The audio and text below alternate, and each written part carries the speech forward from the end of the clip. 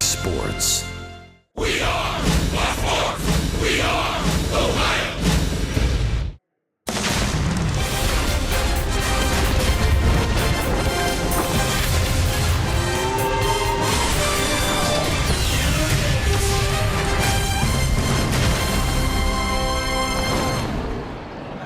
A glorious weather night in downtown Cincinnati, and we welcome you along the banks of the Ohio to Great American Ballpark. Opening game of this homestand, the first of three. It starts with the division-leading Milwaukee Brewers.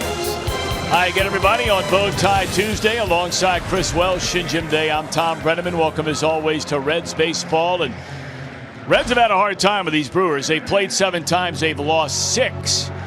And while not exclusively the reason why, the primary reason why would be the slugging of one Mr. Thames. Maybe in the meantime, between the last time that Eric Thames came here to Cincinnati and just demolished the sun deck and the moon deck out there in right field, maybe they figured out a way to pitch him. I don't know about that, but he was a one-man wrecking crew really when the Brewers came to town.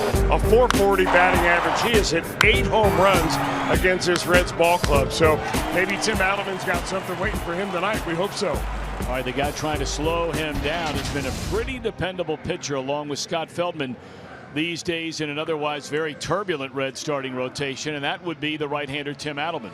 Well, Tim Alderman, is actually going to be facing a guy very much like himself tonight. Kept the dream alive, played an independent baseball, and now when he's gotten a shot here in the major leagues, he's turned himself into really a model of consistency. Over the last 6 starts, he's thrown the ball very well. You go back 7 starts, and that includes a game in which he went 8 innings. He doesn't dazzle you, doesn't have a ton of strikeouts. He's probably not going to throw a shutout, but what he's been able to do is give the Reds a good 5 or 6 innings each and every time he goes out. All right, so Adelman against Junior Guerra here tonight. And when we come back, we're going to check in with the main man on the Reds beat. You know who that is. You're a good friend of mine and a friend of that Reds clubhouse. That would be Jim Day, bringing you up to speed on what's happening with Brandon Finnegan. Jim Day's on the story next.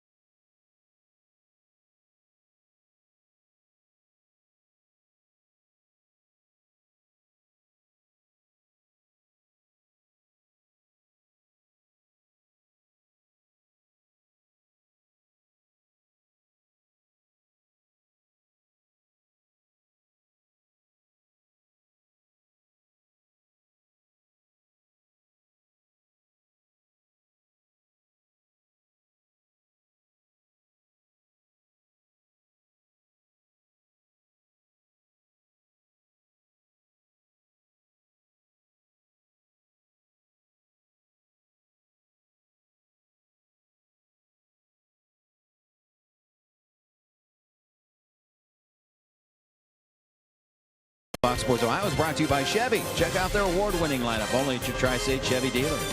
And by Skyline Chili. Feeling good? It's Skyline time. So check out our local 12 weather. Picture perfect low humidity. Temperature in the high 70s and clear. Game 1 of 3 Reds and Brewers coming up on Fox Sports Ohio. I'm Jim Day. Brandon Finnegan, yet the latest in a long line of starting pitchers that have had problems with injuries. The Reds welcomed him back yesterday in St. Louis, hoping that he and Homer Bailey being back would turn the tides, but he only went 3 innings, and he went on the disabled list for a teres major injury.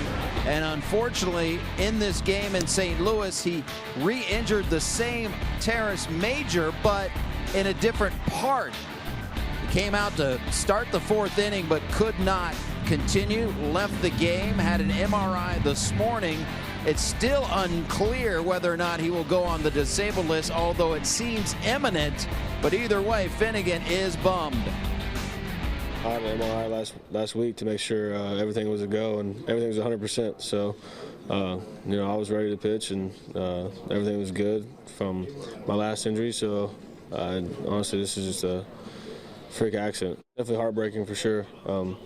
You know, I was just so excited to be back and, you know, be with the guys and, you know, try and get some innings in and, you know, give our bullpen a little rest. But, you know, kind of backfired for sure. I just got to come in and start rehabbing and, you know, go from there. Nothing official from the Reds, but look for him to go on the disabled list. The Reds are going to need a starter on Saturday. That one, TBA as well. But the business at hand tonight, Tim Adelman goes to the hill against the first place Brew Crew. Scooter Jeanette and the boys hope to turn things around here at home. Tom and Chris are next with the call.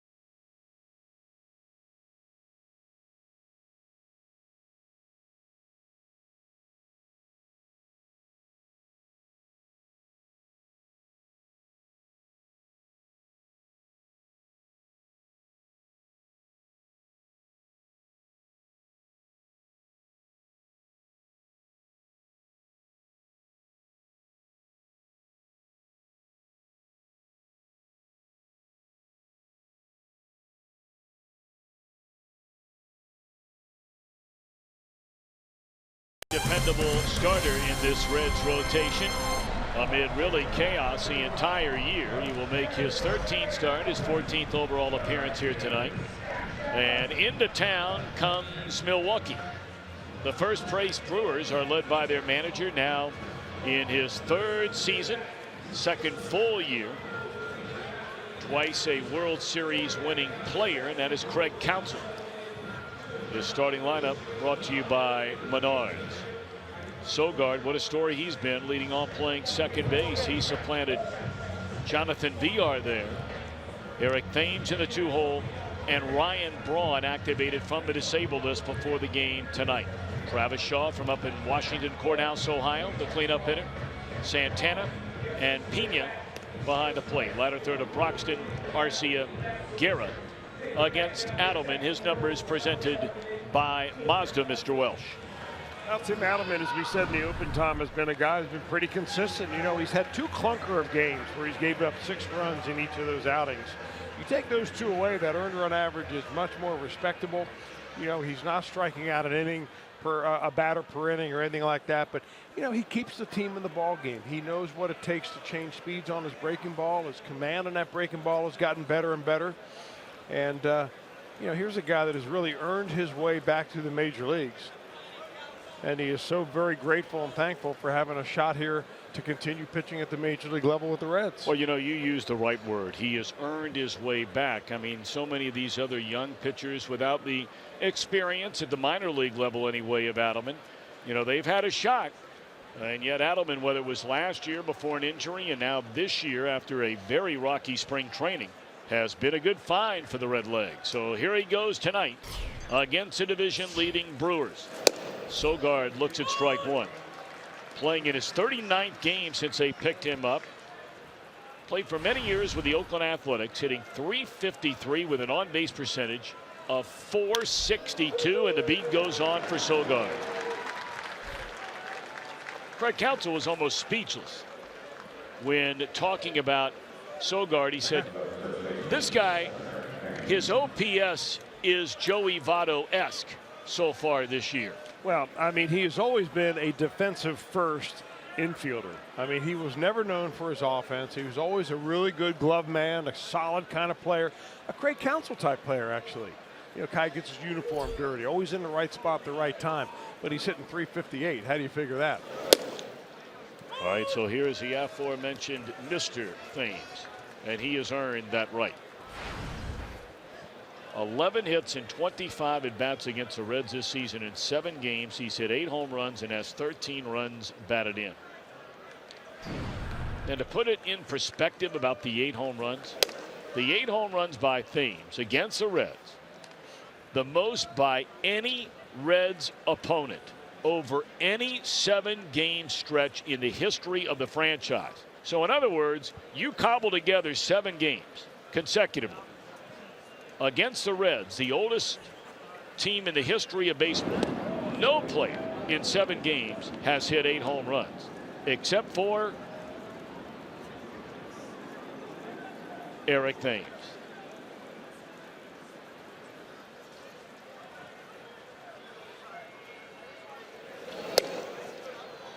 Now, how did they pitch him from what you can remember the last time, Chris? Was clearly did not work. Well, it didn't work, and I think Eric Thames is, you know, the key for Thames is, Tom, and anybody could have had him a few years ago. He went off to Korea to play for a couple of years. So when you do that as a last desperate act, I mean, you're available to any major league club out there.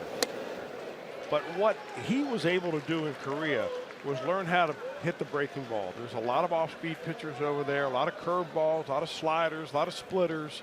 And he's learned the strike zone. He's more patient at the plate. Reds simply made mistakes to him. I think they may have underestimated the first time through. That will not happen again.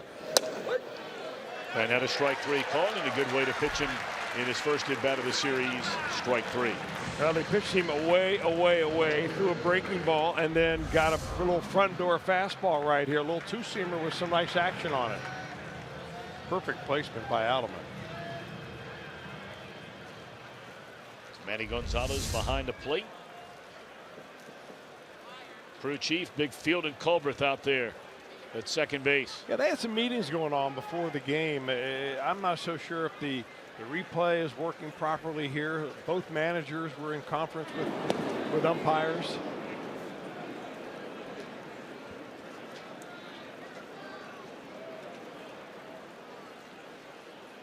Eric Sogard looks like Joey Votto's accountant. Sure does. That wouldn't be a bad gig either, actually. In fact, that'd be a pretty good gig. You'd be busy. You better need more than your fingers and toes for that operation, I'll tell you well, that. That eliminates us.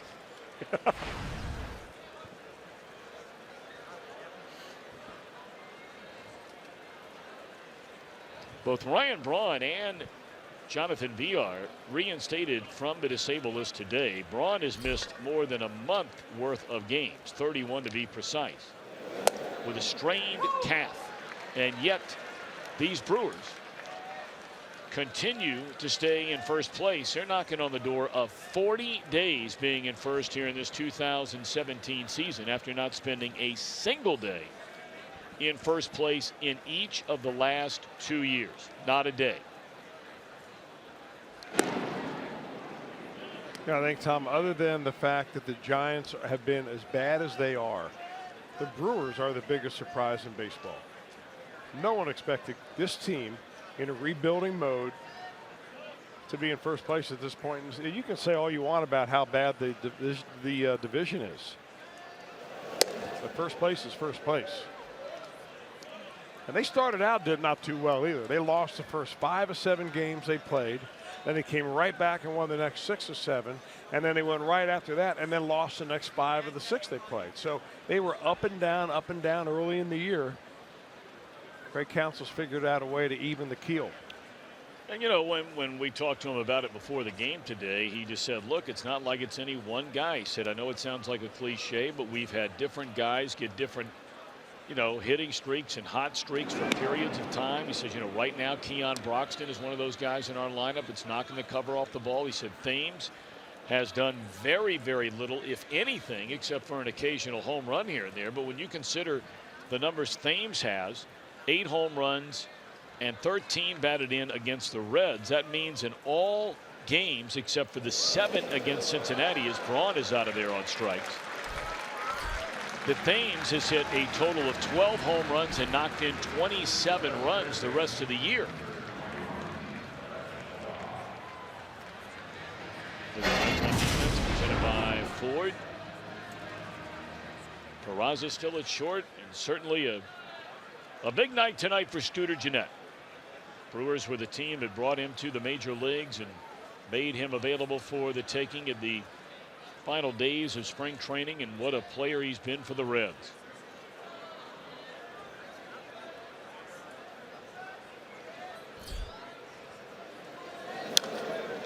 Here's Travis Shaw, the son of former Reds All-Star closer and Washington Courthouse, Ohio native Jeff Shaw.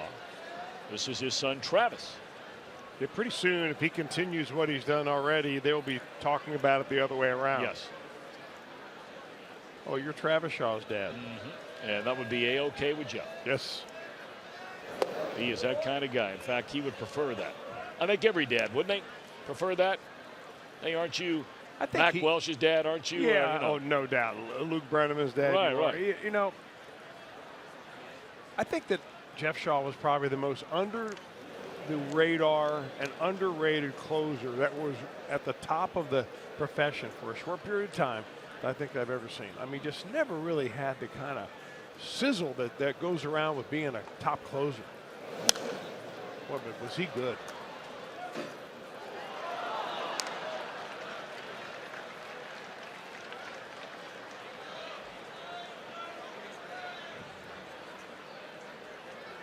$15 home runs, 53 knocked in. He has 20 doubles and a .289 batter. As Shaw came over in a deal during the offseason after breaking in the big leagues with the Boston Red Sox.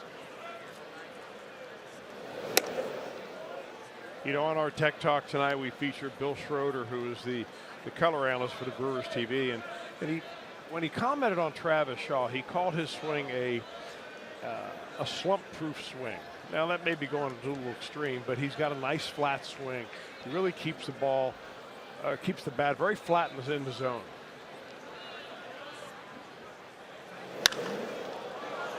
Straight up into the air, Duvall, the pace or two to his left, and that's all for the Brewers. They get a leadoff single. Adelman retires 3 in a row. Reds are coming up in a scoreless game.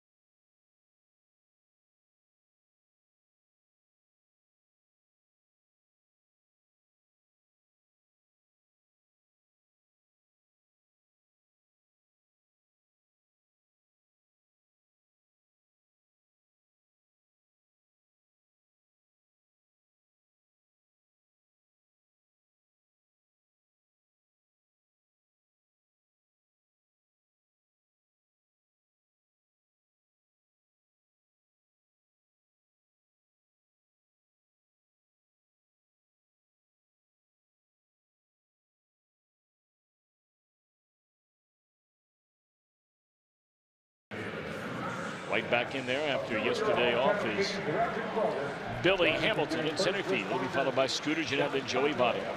Adam Duvall, the cleanup hitter. Suarez at third. Schebler out in right. Ladder third to Mesoraco, Peraza, and Adelman. And on the mound is Junior Guerra. He's having a pretty decent year outside of those 22 walks into 37 innings. He's made pitches clearly, Chris, when he had to have an ERA that low. You know, he's kind of like Tim Adelman in a lot of different ways. He doesn't strike out a ton. He'll walk a little bit too many hitters, but he gives you 5 or 6 solid innings. I mean, last year he was a 31-year-old rookie. So this is only his second year in the major leagues after being signed a long time ago by the Atlanta Braves in 2001. I mean, you talk about a guy that has pursued his dream all over the world. There are very few stories that can parallel Junior Guerra. That really does put it into perspective when you think about signing in 2001. Well, there was a streak of time there where, I mean, he went everywhere from Spain to Mexico, played in his home country of La Guaira, Venezuela, to play for the Tiburones down there year after year after year in winter ball. He was suspended by Major League Baseball for the use of PEDs way back when he was a minor leaguer, and never thought he was going to have another shot at it. But he was basically out of affiliated baseball. That means when you're affiliated with a major league team, for 5 full seasons.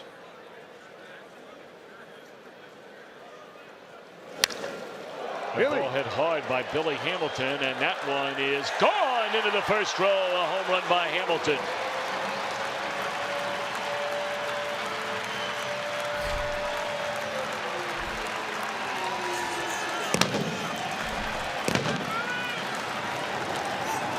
Only the second home run of the year by Billy. And the Reds out and running to a 1-0 lead.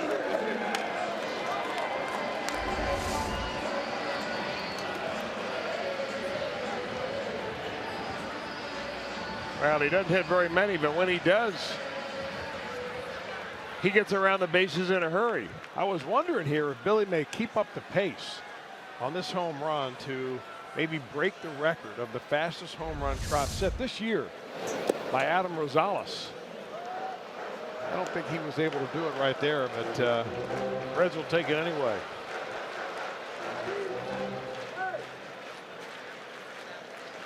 Second leadoff home run this season, the other by Jose Peraza. And here's Gennett. Well, you wonder what the Brewers think about when they look up there and see those numbers on Gennett. 11 home runs, 40 knocked in, 306 batter.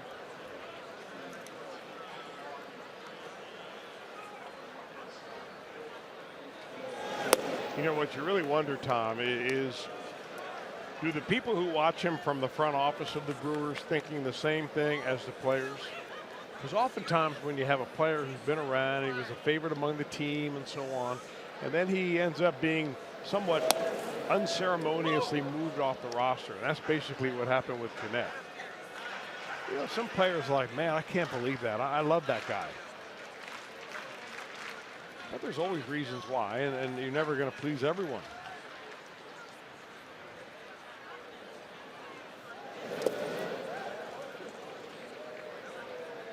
Well, it's funny how it works out. I mean, you look at what happened, and it all really started with the acquisition of Shaw, because when they acquired him, he was going to be the everyday third baseman. VR had been moved from short for Arcia to third.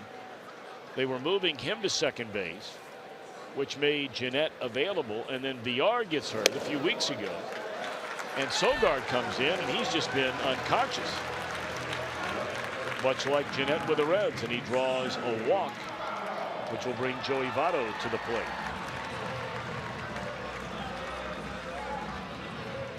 Baseball is a funny game.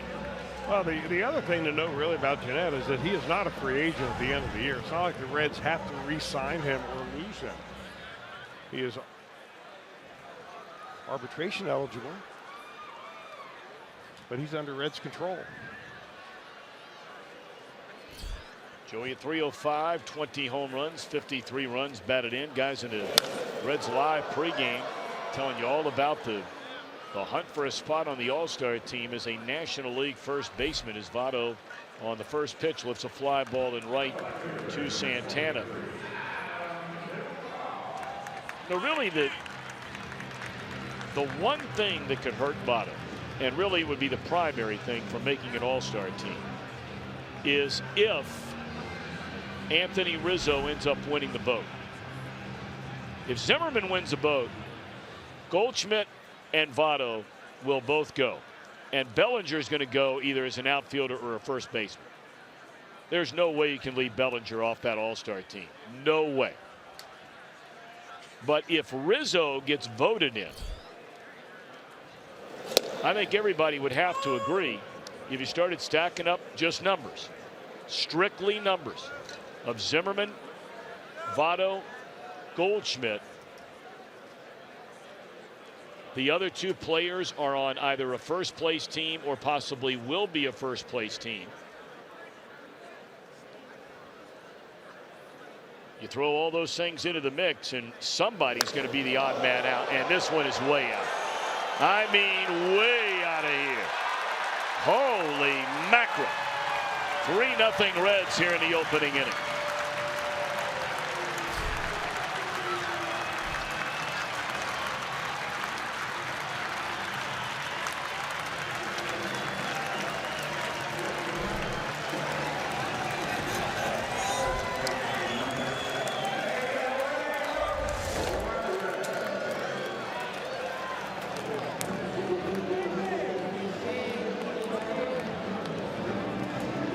Doubt about that. With a second, it made contact with the bat.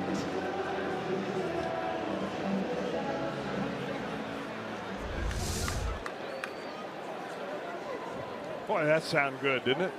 Sure did. It's kind of sound that keeps pitchers awake at night. I got a question, a follow-up question about that conversation about Joey Votto making the All-Star team. Who was the Brewers representative to the All-Star game? I would imagine sitting here today it would be their closer. Because the only everyday player that would really ought to be under consideration is playing first base. And that could complicate the ointment just even a little bit more for Joey Votto. Yep.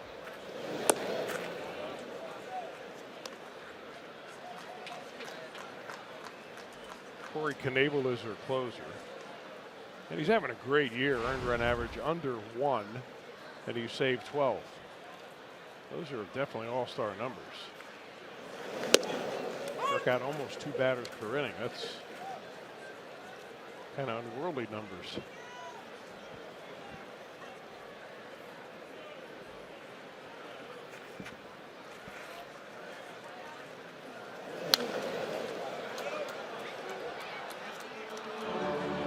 Well, the swings that the Reds are getting right now on Guerra are really good. I mean, they look comfortable in the box. They're seeing the ball well. And he's throwing it, you know, somewhere between the thigh and about 3 inches above the belt, which is a dangerous place to live in this ballpark.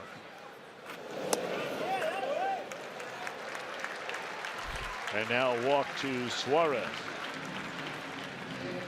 Well, it's been really walks and home runs when Guerra does not have good outings or gets into trouble. Now, walks and home runs are very much related. And I've always said that if you're wild outside the strike zone, which obviously when you walk a lot of batters, you are wild outside the zone, you're also going to be wild inside the strike zone.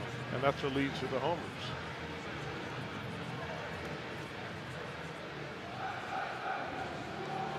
You know, we were talking about that trio of Zimmerman, Goldschmidt, and Votto. In batting average, Zimmerman and Goldschmidt both have big advantages over Votto. Zimmerman's hitting .344, Goldschmidt .332, Joey just over 300.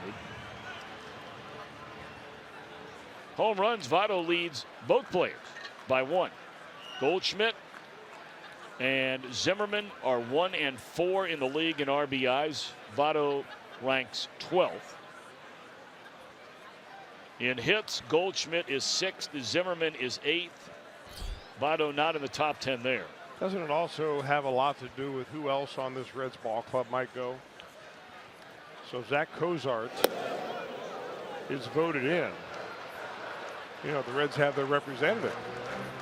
If he's not voted in.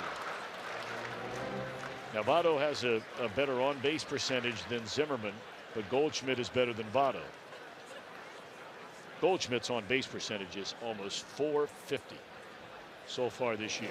And in slugging percentage, Zimmerman first, Goldschmidt second, Votto is fifth.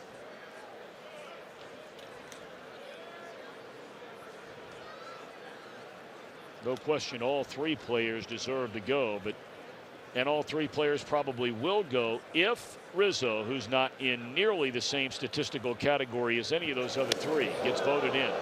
And the wildness continues here in the first inning for Guerra. You know, I really believe that Guerra is pitching like he doesn't feel like he's got enough stuff to get hitters out. He's nibbling around. He's going for all the periphery of the strike zone. And he's making sure when he misses off the plate. In that case, into the arm of Schebler.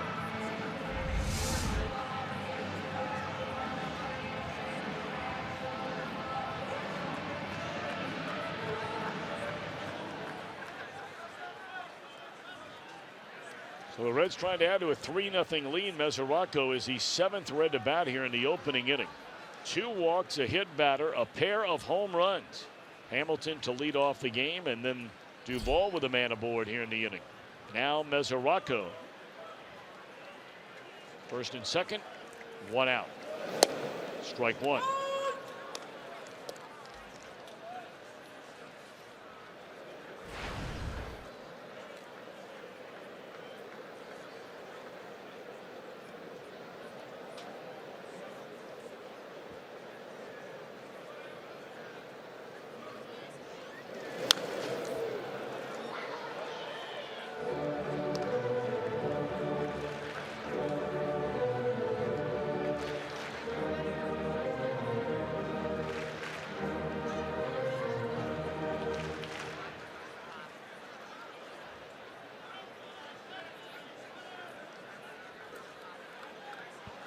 Two on, 1 out, 0-2 on Mesoraco. And a base hit into left field by Devon. They're going to wave around the runner. Here comes a throw to the plate by Braun. Not going to be in time. Ball gets away from the catcher. Uh-oh. Mesoraco took off for second. And now they have Schebler in a rundown. He did not notice where the ball was. And I think Schebler's going to go back thinking, I dropped one there. Mesoraco was all over it once that ball got away, and Schebler was not. Now, some might say the trail runner has to watch a lead runner in this case, right, Chris? Yeah, I mean, you can't run with your head down. That's the old saying from a coach will tell you.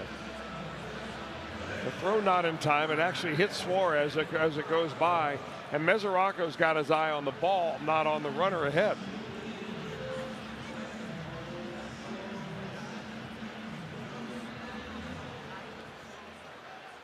Tell you what, the way that Guerra's going here in this inning, that might be the only way he's going to get outs. That's a huge help.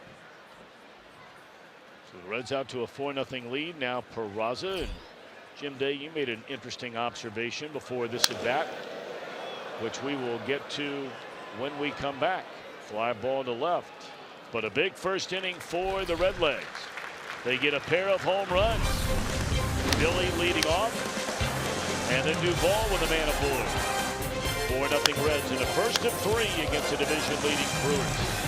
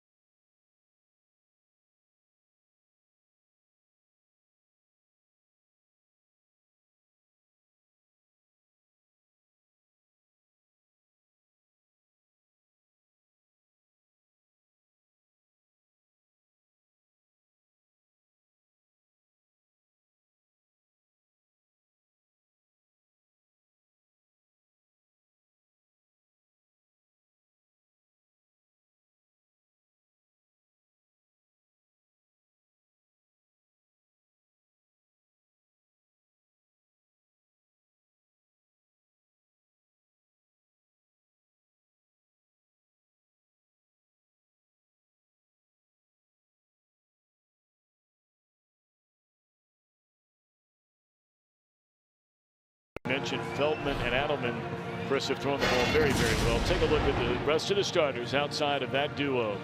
An ERA of 10. Yet Feldman, who's been on the mound when the Reds have had each of their last 2 victories, and Adelman, a very fine ERA, doing their share of the load. Well, that's really in the last month. You can see the rest of the starters didn't want their photos up there.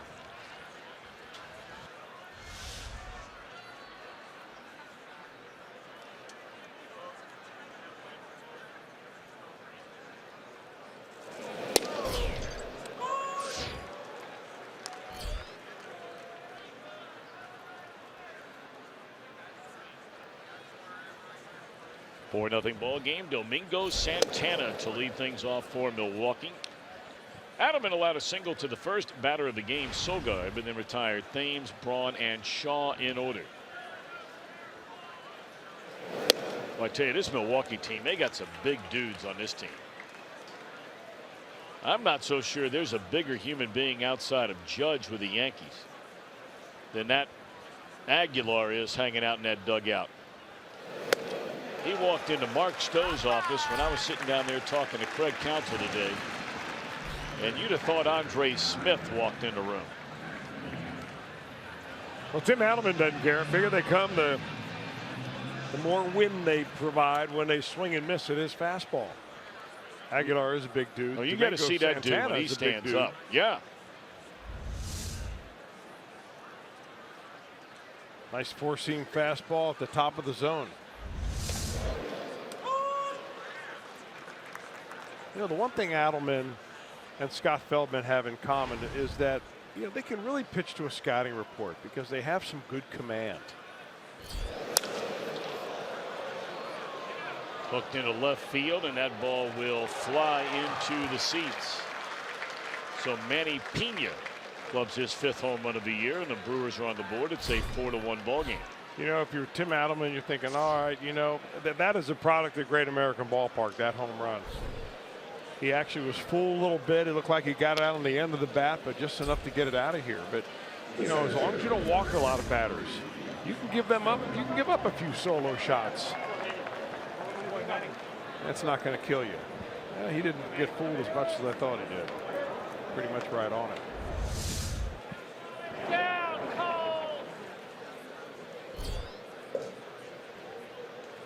One of the hottest hitters in the Milwaukee Brewers lineup is a guy batting all the way down in that 7-hole, and that is this fella right here, Keon Broxton. Fleet-footed center fielder. .354 batter his last 15 games with 16 runs batted in and 7 home runs.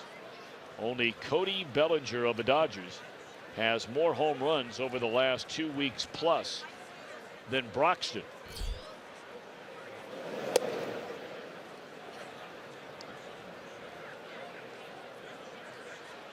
He also happens to lead the National League, having already struck out 101 times.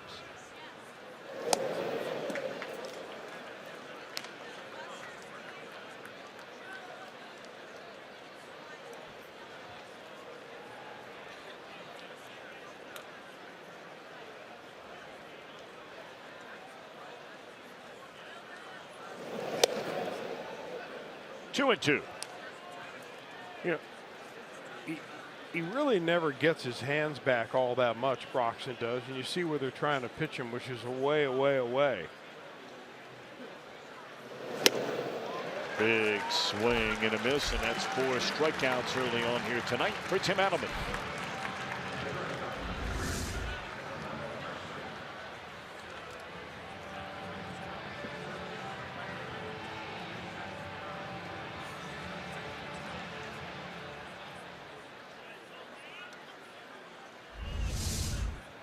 Now here's a young man who's been the #1 ranked prospect in the Brewers organization for a long time. They finally brought him to the big leagues last year, and he had a devil of a time hitting. Well, he is hitting aplenty right now.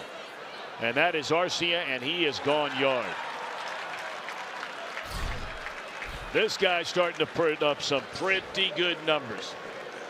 Is Arcia. That's home run number 6, RBI number 24, and all of a sudden that 4-0 lead is down to 2. You know, when Arcia first came up, all they wanted to talk about was his defense, and you could almost knock the bat right out of his hand. The Brewers were taking the posture of, hey, be a little patient, be a little patient. We're going to let this guy develop. He's not even a full-grown man yet as far as his physical maturity. He's gotten bigger since we've seen him. He went to hacking at that first high fastball, I'll tell you that. Now Junior Garrett. Strikeout, home run, strikeout, home run. That's been the pattern so far, said by Adelman in this Milwaukee second inning. Well, the difference in this game really is that instead of strikeouts, it's walks from Garrett. Pair of home runs for the Brewers, and it's a 4-2 Reds lead.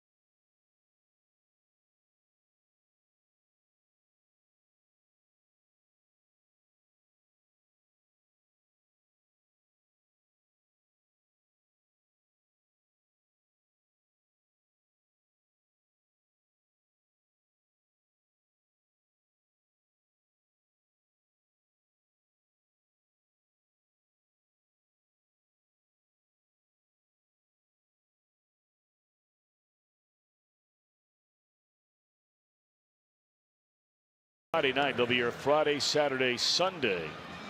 And you can be here for $12.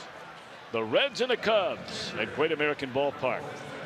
For tickets, visit Reds.com. That'll be a 7:10 start on Friday night when the Cubbies come in. Big fireworks show. Then Saturday is a 4:10 first pitch. 1:10 to wrap up the series in the homestand on Sunday. And that'll be the last time the Reds are in town through the All-Star break. Reds will open the second half of the season with a 10-game homestand against the Nationals, the Diamondbacks, and the Miami Marlins. But that's not till the middle of the month. So last chance on this homestand to see the Reds for over 2 weeks.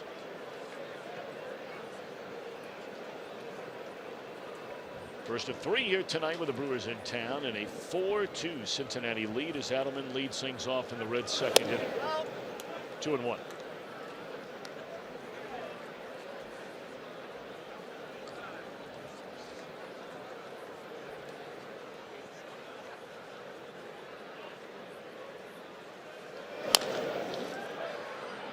Backing up on it is Shaw. Long throw.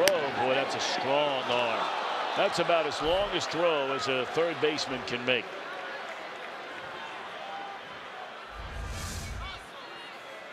Well, he knew he had the pitcher running down here, and he just winds up and cuts it loose. A laser beam right across the infield.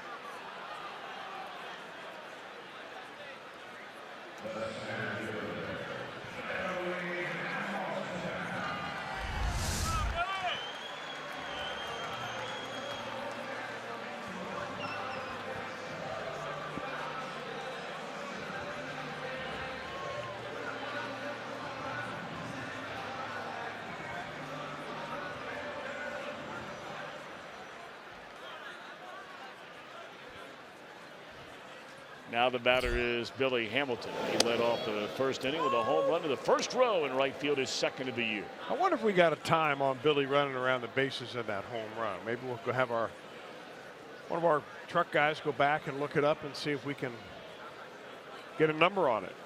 I think you're talking to Matt Sigafus.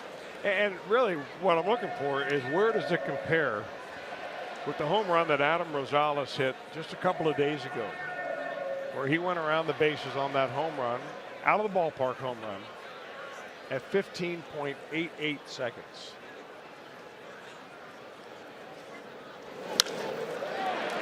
Good night for Billy. A good start to tonight. 2 at-bats, 2 base hits.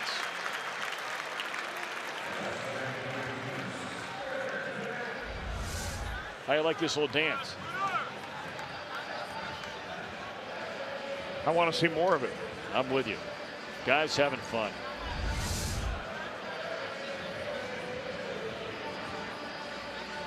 I think the only time it turns people off, and of course this is a great point of debate in the National Football League, is when you make it all about you. Either that or showing up the other team. That was just having a little fun right there. Coordinated, choreographed dance with Suarez and Hamilton after a home run. You're not showing anybody up, and you're not saying, look at me, look at me, look at me, by doing something silly. Well, how about a Reds dance contest tonight? Be able to raise some money for charity on that. You also might win a ball game if you dance after every home run. That you would.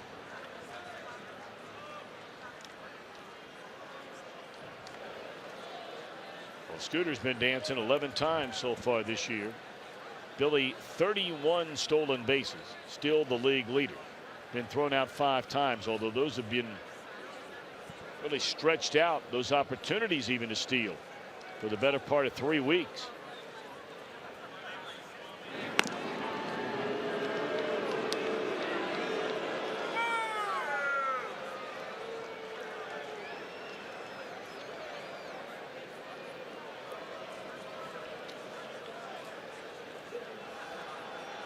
Over the last month, Hamilton only has 3 stolen bases. So it's been a while. In fact, you go back to the 6th of June. And here we are on the 27th of June. Hamilton has 3 stolen bases.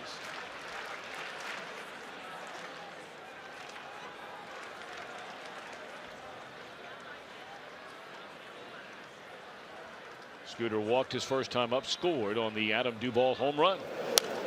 Fouled away. A ball and a strike.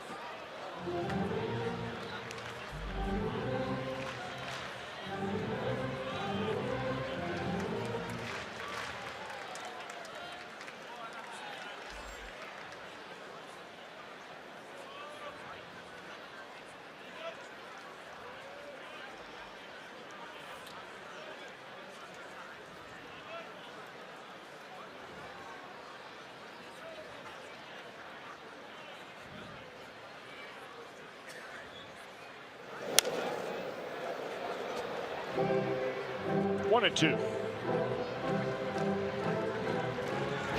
on defense, presented by Ford. We talked about Braun returning from a disabled list today. So too did VR, but Sogard's been so good, he's staying put at second base.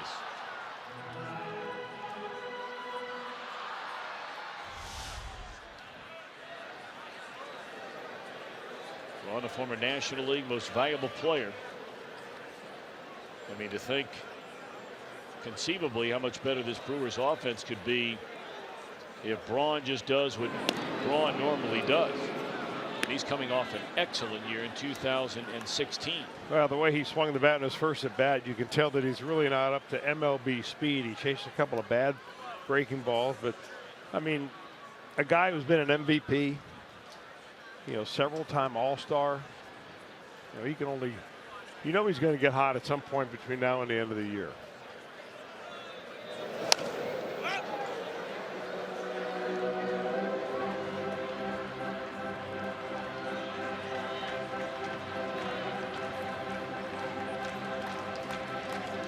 A lot of off-speed stuff here for Guerra versus Scooter Gennett in this at bat.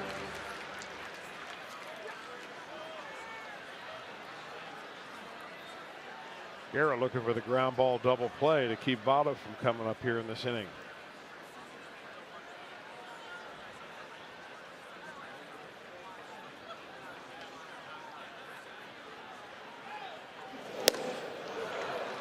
Came with a fastball up, and Scooter chases and comes up empty. First strikeout of the game for Guerra. 2 outs here in the second inning. It's a dangerous place to pitch Scooter Gennett. We've seen him take that pitch right there and hit it the opposite field to hit it a long, long way. Guerra, though, after a couple of off-speed pitches, you may say that he had him velocitized.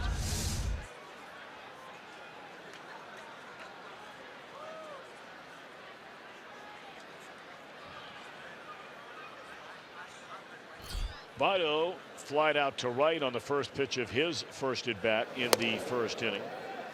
Lays off it, down and away. Ball 1 to Joey.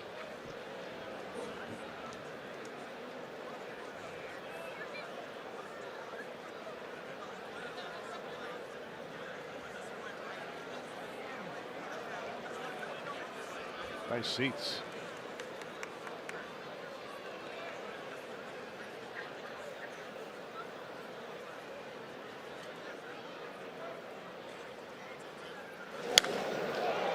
Hammered foul.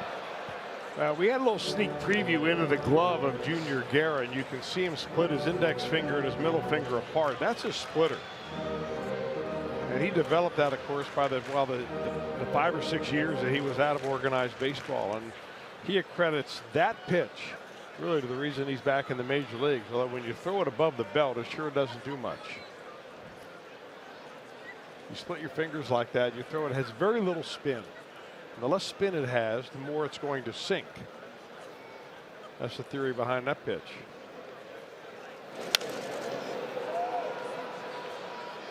Popped up left side. Arcia calls off Shaw and makes a running play to retire the side. A hit, a man left. We play 2, and the Reds lead 4-2.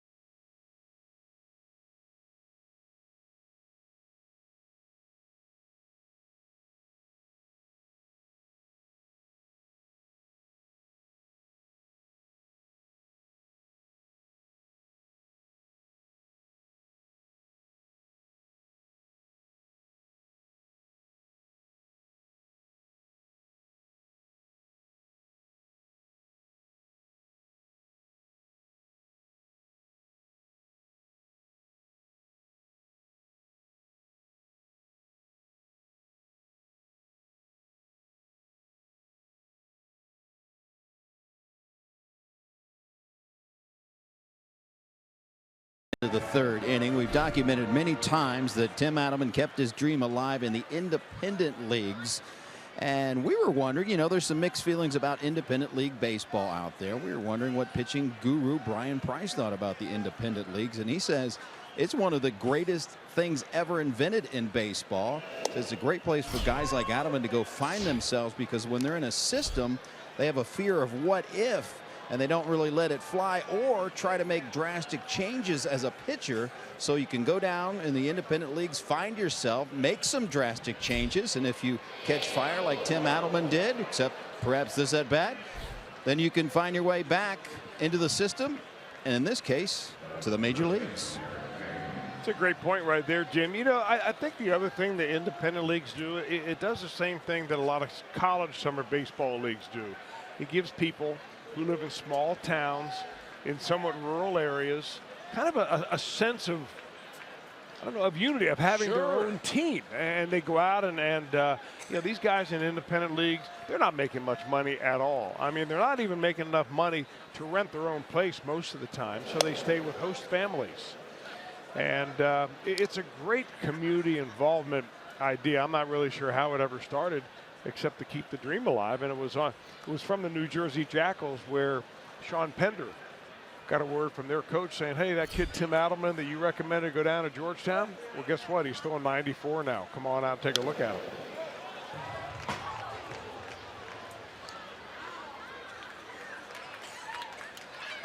You know, for those of us who played in the lower levels of the minor leagues, those small towns, and just the feel you get going to the ballpark. I mean, you're treated like family almost from the very first time you show up. It's a little different when by the time you get to bigger cities. You know, by the time you get to a city like Louisville, there's so much going on. It doesn't have that same feel. But there's really tiny farm towns in Iowa, or those tiny little towns in upstate New York. It's a great part of your life, even if you never make it any higher than AA.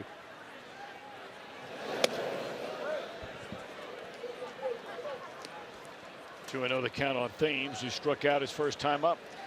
They kept peppering him right off the outside corner, and he's just not biting. I mean, he's looking for something to pull. That's what it seems like to me.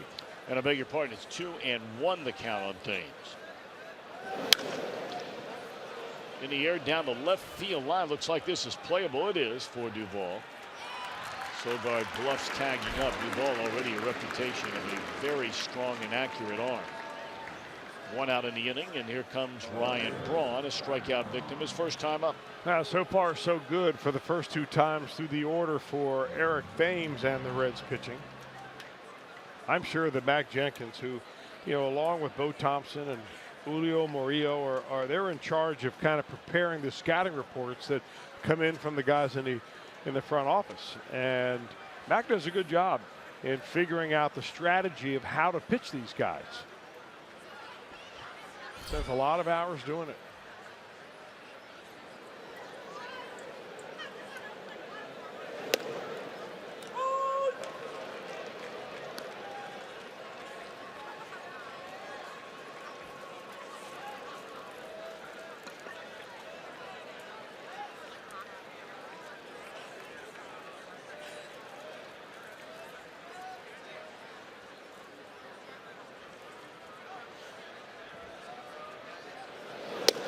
Takes off the inside corner.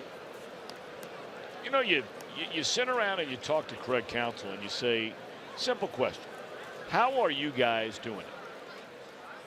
Chris brought it up earlier. When the season began, when the so-called experts, and they may turn out to be right, whoever they are, but those that are asked and paid for a living to make predictions about where teams will finish inside of their division, most people, the overwhelming, I mean, I'm talking like 90% plus, had the Cubs winning the division, the Cardinals and the Pirates in no particular order, and then the Reds and the Brewers in no particular order. A distant fourth and fifth from not only first, but even second and third. And so here the Brewers are. They're 4 games over 500. In a crummy division, good enough to lead the division. That one drilled into right center field. And that's a ground rule double. Reds get a break there. The runner easily, Sogard, would have scored from first base, but they'll put him back at third with still 1 out.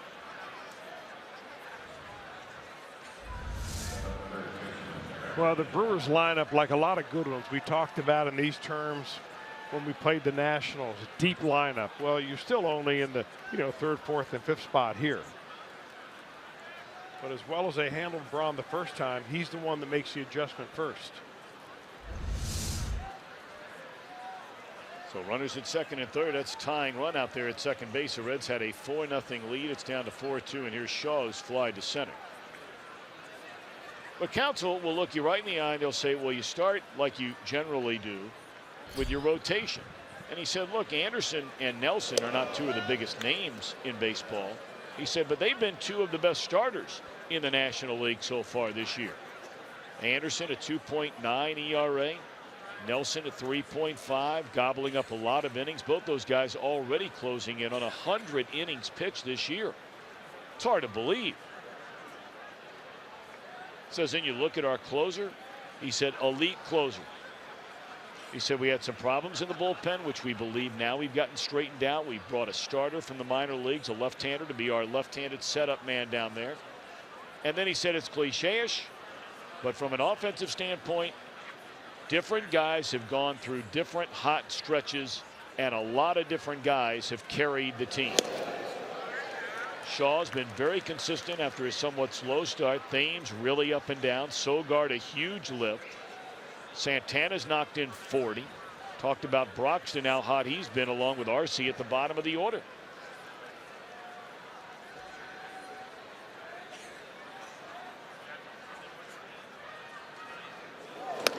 And if you think the Reds have made a lot of roster moves, the Brewers have done the same thing. Yeah. I mean, they're shuttling guys in and out of here all the time.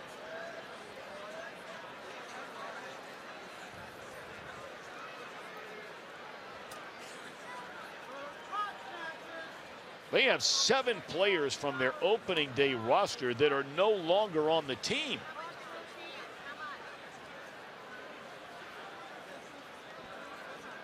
Including 5 pitchers. Swinging a foul ball out of play. Remember, they had big hopes for Neftali Feliz. He's already gone. Tommy Malone, we saw him. Willie Peralta, we've seen here for years. Taylor Youngman, a guy they thought was going to be a good pitcher, out. They played well on the road. They've added, as the year has gone on, a healthy Garza. Giving him some decent starts. They just picked up Stephen Vogt. That ball is lined into right, and a 4-0 lead is gone. Travis Shaw returns to his home state, not far from his hometown. And the Washington Courthouse, Ohio native has his 16th home run, and more importantly, giving his team a 5-4 lead.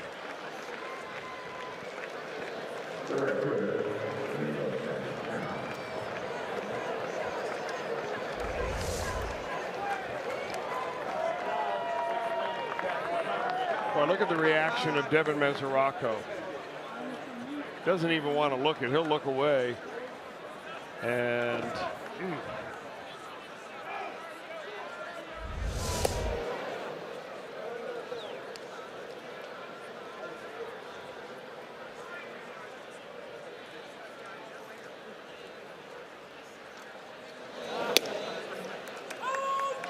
now Domingo Santana.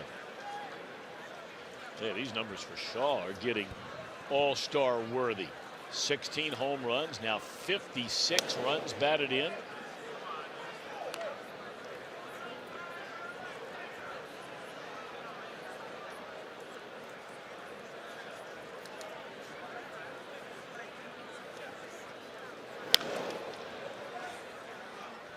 Two and two on Santana, who struck out his first time up. Brewers have already hit 3 home runs in the game tonight. Adelman in 69 innings coming in had allowed 13 home runs. Tack on 3 more. And there's strike 3 on Santana. Number 6 in the game for the Reds right-hander.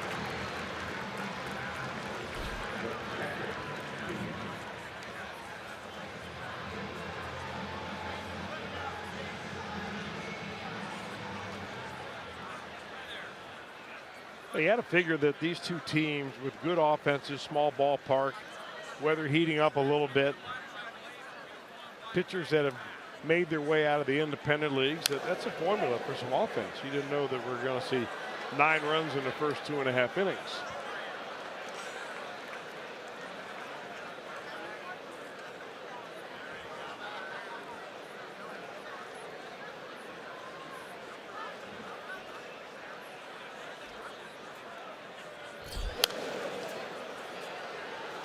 The 7th time already this year a Reds pitcher, one pitcher, has allowed 3 home runs or more in a game, and that is by far most in the National League.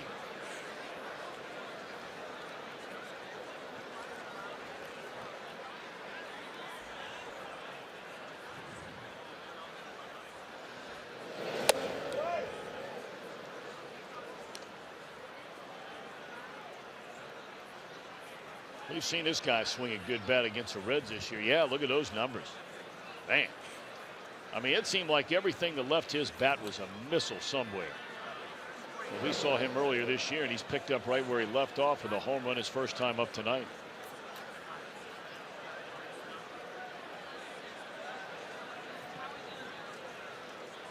When we saw the Brewers earlier this season, Pena was sharing time with Jeff Bandy. Bandy, another one of those players the Brewers have turned loose when they brought in Votto.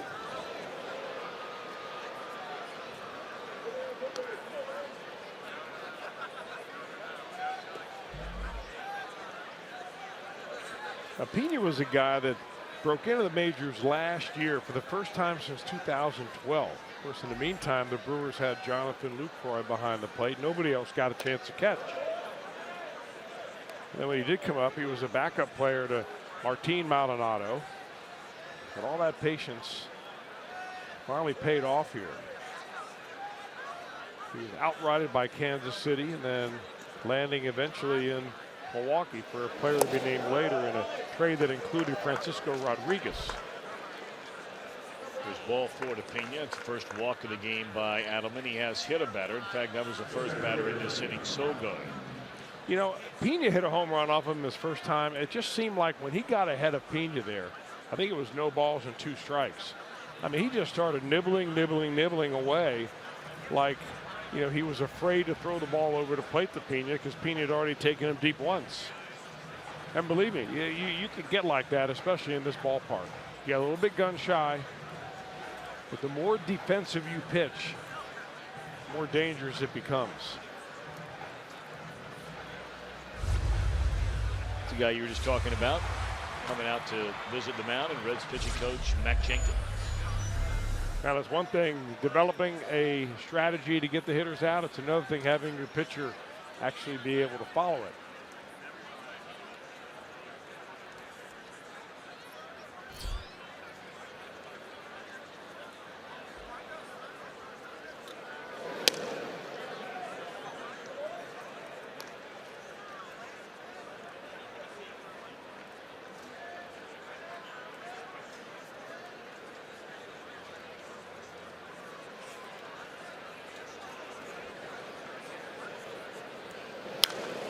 Straight up in the air off the bat of Keon Brown. Man, is that up there. And Votto will get it to win the inning, but a big inning for the Brew Crew. 2 in the second, 3 in the third.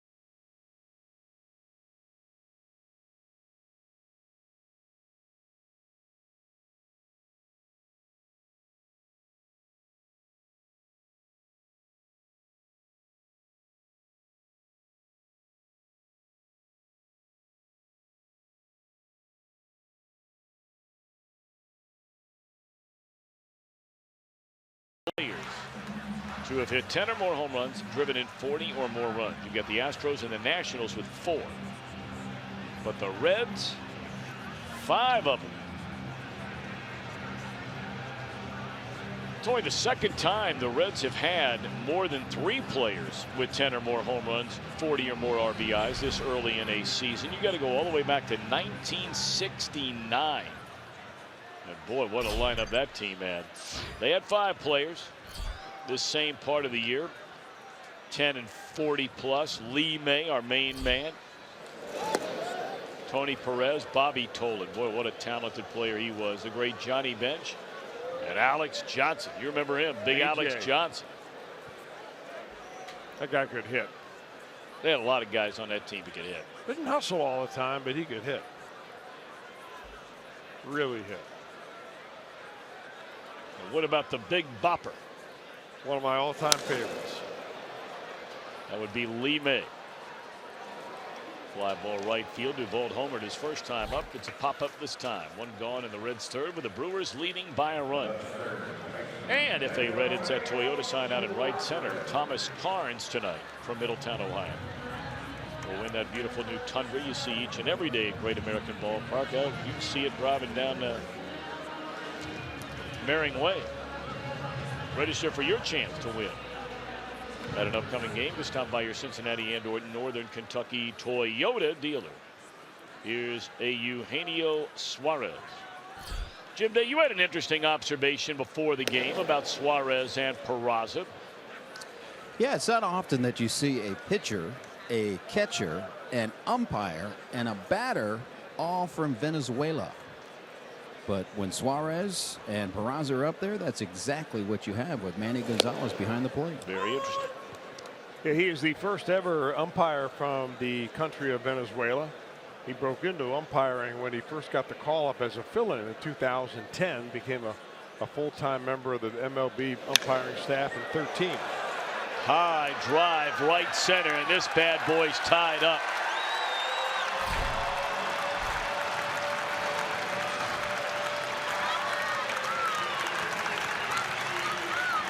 So a Venezuelan threw it, a Venezuelan hung the side, a Venezuelan hit it, and another Venezuelan will watch him tap home plate.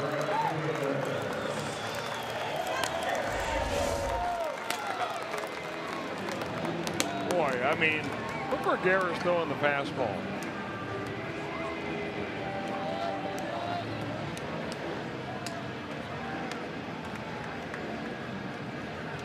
Right fielder barely moved. It ends an 0 for 13 stretch for a Eugenio Suarez. You know, you really think about that note you just said. Venezuela has such a great, rich tradition of being such an integral part of Major League Baseball. So many great players through the years. Frequently we talk about the shortstops that have come out of there. But to think that Manny Gonzalez is the first ever Venezuelan to be a Major League Baseball umpire. Congratulations to him. That is quite an accomplishment. Well, it really is, and it's part of an initiative by Major League Baseball to try to get umpires from a lot of the different countries where players come from.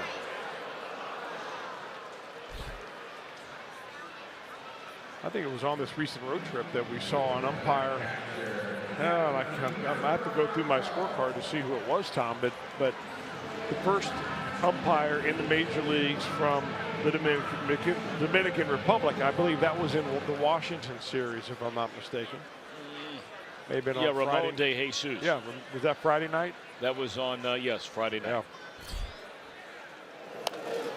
Well, you got a mind like an elephant.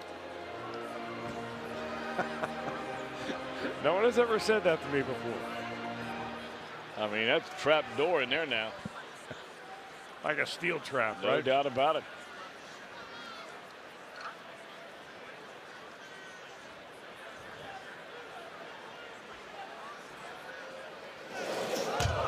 Look out. Each team has had a batter hit in this game. I don't get the feeling that there's any bad blood brewing. Yeah, but that was up around the noggin. Although it really wasn't close to Mesoraco, it just was very high. Oh, man. Then you drop that on him.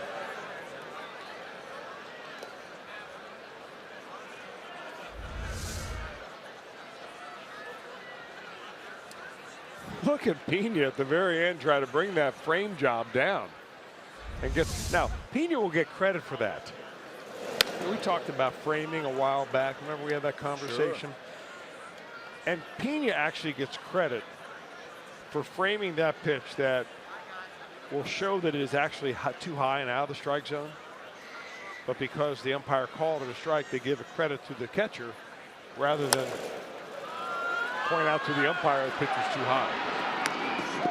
Inning is over, but the Reds tie the game. Suarez with number 12. A wild one here tonight, end of 3, a 5-5 affair.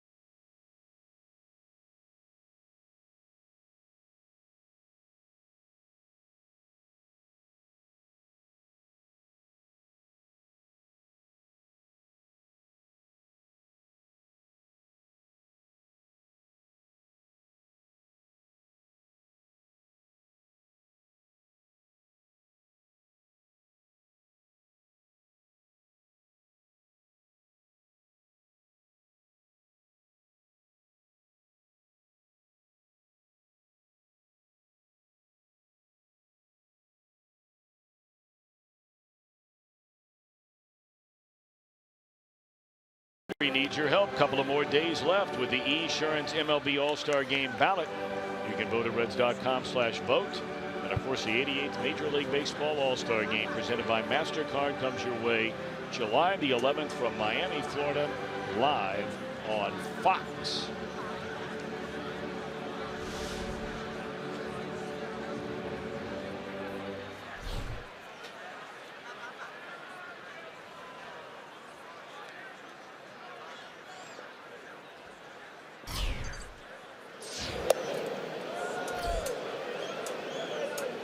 RC to lead things off here in the Milwaukee 4th inning.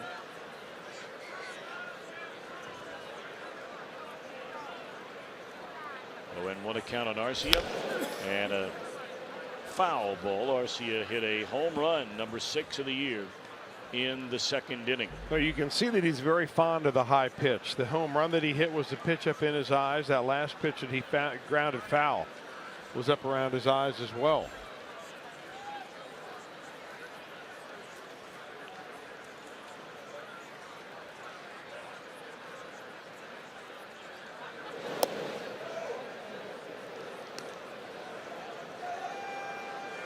Speaking of Zach Cozart, Jim Day, I know he he would like to be back when his time on the disabled list is over, as there's a 2-hopper by Arcia to the shortstop Peraza, 1 out. How are things looking there? Well, he's eligible to come off tomorrow, and it's a really dicey situation because I talked to Zach today, and he basically said he would need 6 weeks of being shut down for that quad to fully heal. So he says it feels better, but it's not 100%. So the Reds are really going to have the decision of, do you want him to go ahead less than 100%, or shutting down for that length of time. Zach wants to come off tomorrow and wants to play at less than 100%, but the Reds don't want him to re-injure it to the point where he can't play. They're in a situation right now where they've got some tough spots on the 40-man, the 25-man. They need some bullpen help. They need a starter on Saturday, so there's a lot that goes into it. So it is truly wait and see. What's a tough situation? It really is a tough situation, Tom, and further complicated, as we said the other night, by the fact that he's a free agent at the end of the year. He's got the All-Star berth coming up, hopefully. And then you have the Reds wondering really what the long-term future is, even if healthy, with Zach Cozart. Are they going to turn the page and go younger and have Jose Peraza be an everyday shortstop next year and either trade Cozart sometime or maybe let him walk as a free agent? It's never, as simple as it seems.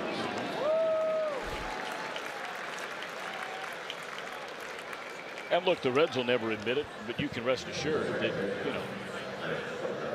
down the corridors, around the hall, and the last room on your right, if they're looking at maybe a way of improving this team moving to the future, if it's been decided they're going to trade Cozart, they need Cozart healthy, playing well to get the most in return. Exactly right. So there are a lot of things going on here. I mean, it's one thing to say, hey, the player's a free agent at the end of the year and he's looking for a big payday and, long-term contract. Well, the team that has him right now wants him to play. One, to help them try and win games today, or use him as a chip to help them win games tomorrow. Right, but remember, I mean, if the trading deadline is at the end of July, 6 weeks will take you beyond that point. And very few teams are going to give you anything for a player that's injured for 6 weeks. Just not going to happen. Although I think the Marlins, didn't they just trade Adeiny Echeverria? They did, to Tampa Bay. He was on the disabled list, as I remember. I think. I have to check it out. Adelman, it looked like he almost caught that ball and then found it to get the final out. Nice. Very nicely done. 1, 2, 3 inning for Adelman.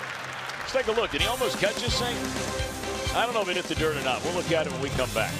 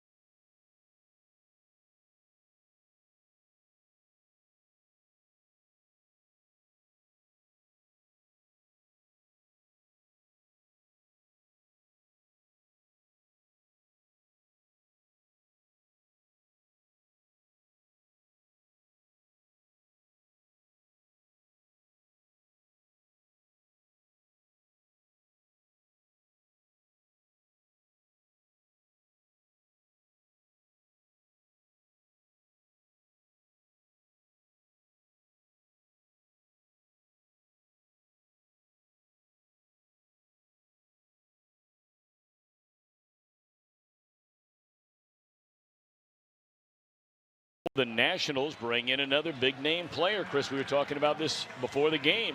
Francisco Rodriguez, at one time a great closer. We were talking about all the major league players that they stockpiled down in their minor leagues, and they've added another one because you never know. And then Terry Francona, hopefully he's okay. He's missed 2 games. Second time in the last month he's had to miss games with an illness. They've not ruled out an allergy that could be causing the problem. Hopefully that's all it would be. One of our all-time favorite guys, Terry Francona. Better believe it.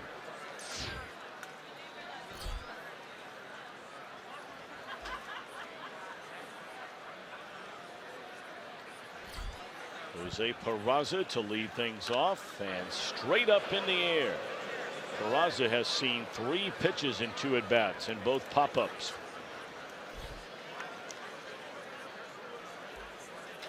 Speaking of Terry Francona's Indians, northern end of the Buckeye State, 5 games over 500, a half game better than Minnesota.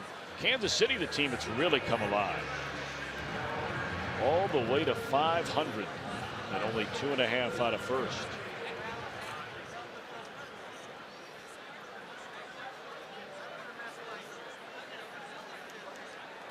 Now Adelman, he nearly legged out an infield hit his first time up, just thrown out on a strong throw by the third baseman Shaw. Strike 1.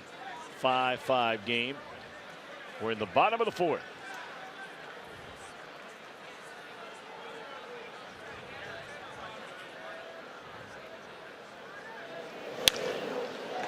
And a diving stab made by Thames. I tell you what, 2 really good defensive plays have taken away 2 hits for the Reds pitcher tonight.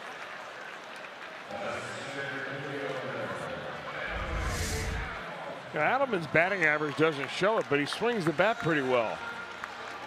I think the one hit he's had this year has been a double.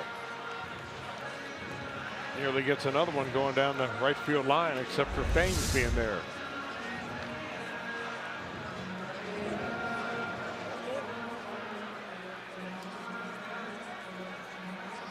A few days ago, Billy Hamilton ended an 0 for 20 stretch. Cincinnati has 7 hits in his last 11 at bats. 2 of those hits coming in 2 at bats tonight, a home run and a single. Strike 1. All right, here you go. You asked the question, how fast was the home run? This is Fox Vision on Billy Hamilton. He clearly didn't kick it into gear. No, he didn't. He's kind of cruising right there. Remember, he's got to beat 15.8. He's on pace right here, and at the very end, he slowed up just a little bit. And ended at what? I thought we got him at 16.2, about a half a second, a little bit less than a half second off the pace.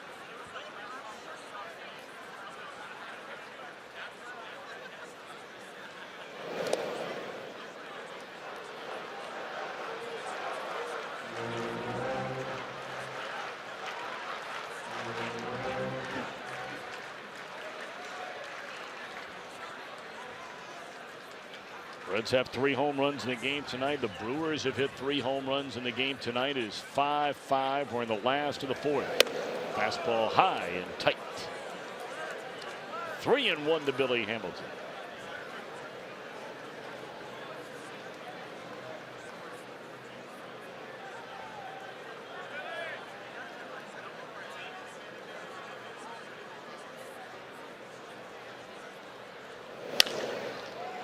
That is a foul ball.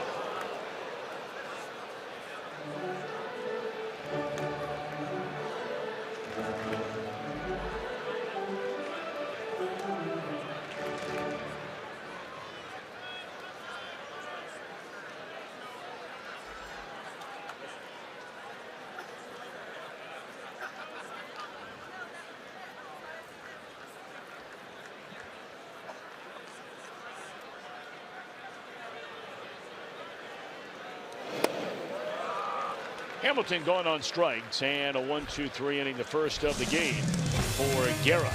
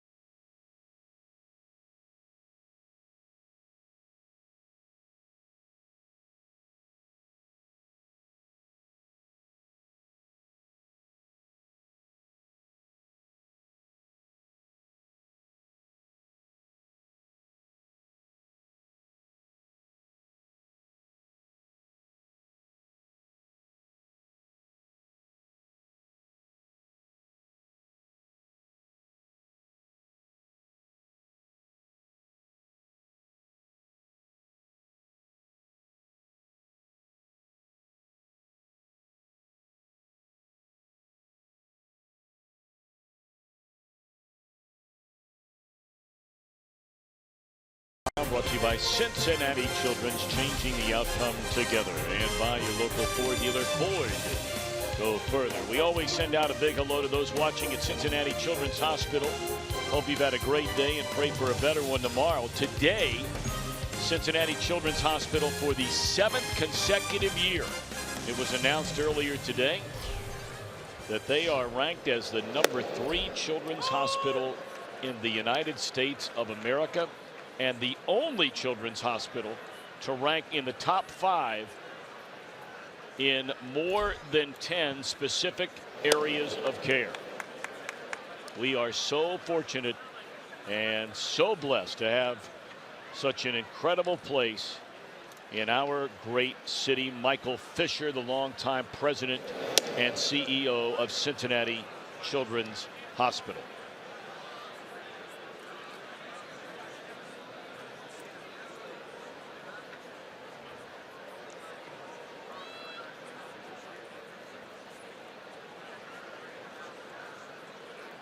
Two and one on Eric Thames, leading off the Milwaukee 5th 5-5 game. A quiet night for Thames. Don't say that too loudly. He is struck out and flied out to left field. 8 home runs in his first 7 games against Reds pitching this year for Thames.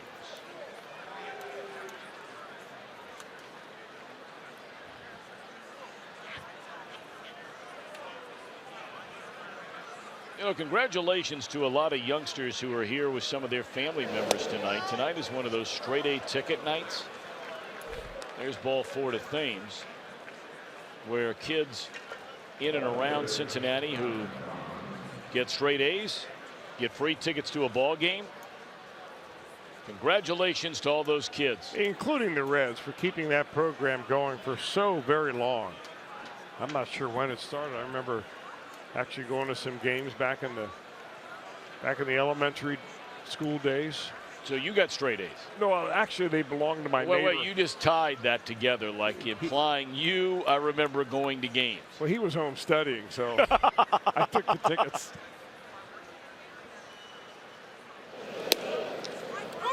Worked out for both of us. Yeah, I did.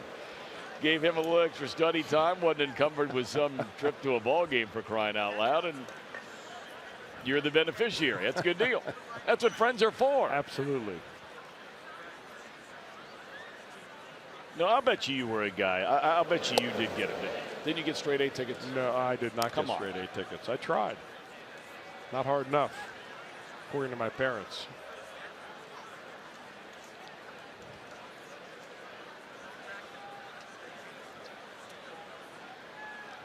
First game back tonight for Braun. He struck out his first time up, doubled to right center, and scored the next time in their strike. And Adelman jumps in front of Braun at 1 ball, 2 strikes. Braun not so sure about this one. Right on the edge. Man, what a beautiful day and night. Just perfect. Temperatures in the 70s, 0 humidity during the day.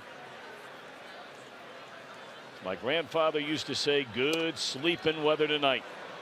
Throw those windows open. Good sleeping weather. You could use a little rest. You're a little tired. I sleep better after wins.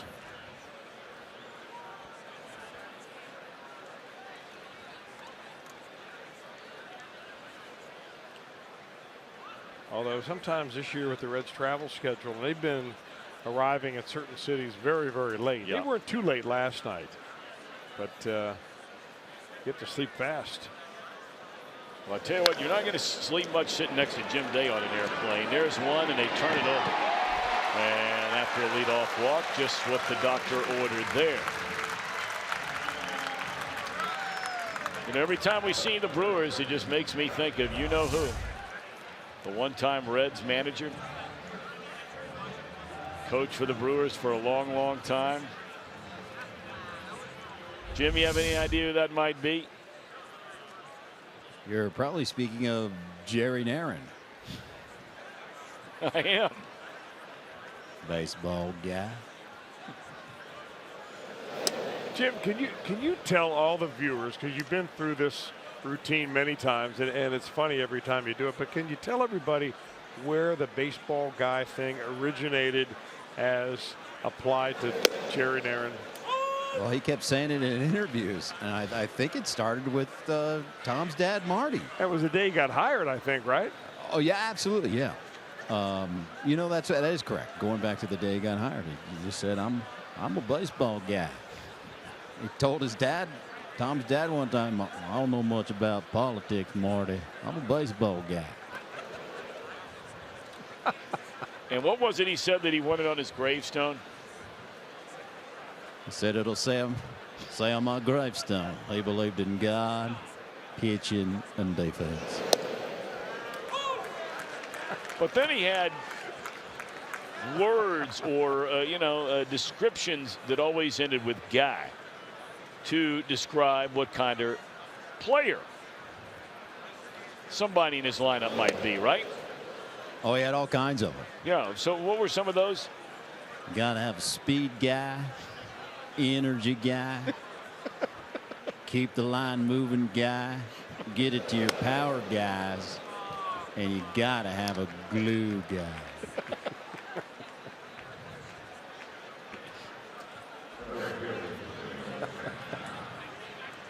Well, when he was here, so the power guys were who? As he would say? Yeah, as he would say. Griff, Dunner, Carnsey.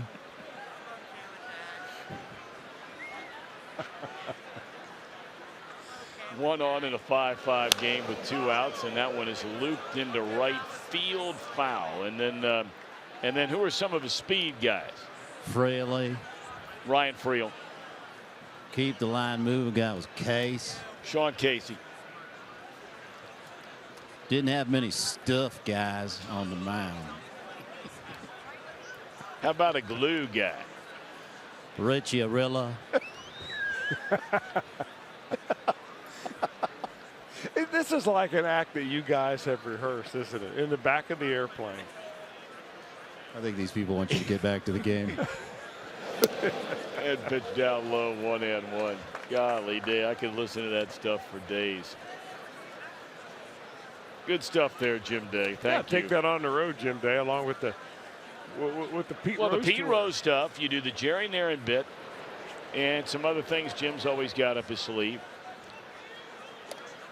You know who joined him? I mean, there's no doubt if they ever did get that thing together, and I mean this seriously now, because I really think this has some interesting moving parts to it if you can put them all together, because you know that Jim could get Brandon Phillips to come from time to time on their relationship.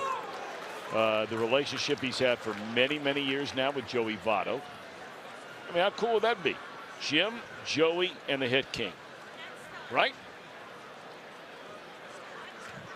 I would be the bottom billing on that. Hey, just being on the billboard. That's right. Wouldn't be a bad place to be. It would be Hit King, Joey, and that other guy.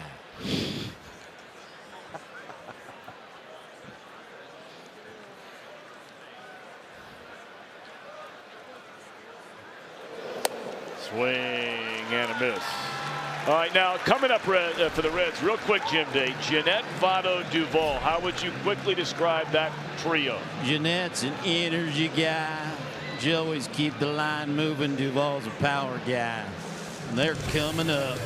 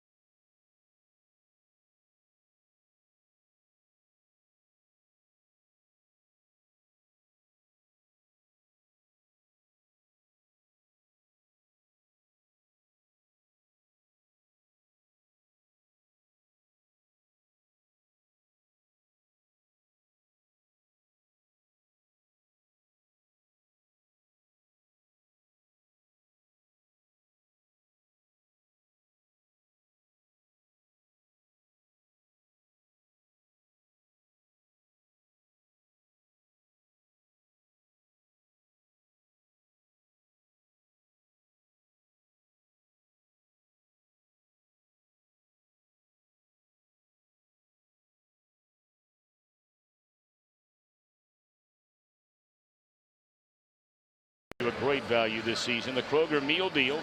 Check concession stands around the ballpark. It includes a hot dog, a bag of chips, a 16-ounce Coke, and during this homestand, a Slim Jim. Make sure to get your Kroger Meal Deal next time you come to the ballpark. Reds always making it affordable. Along with our friends from Kroger. All right, 5-5 game, and you have the heart of the order coming up here.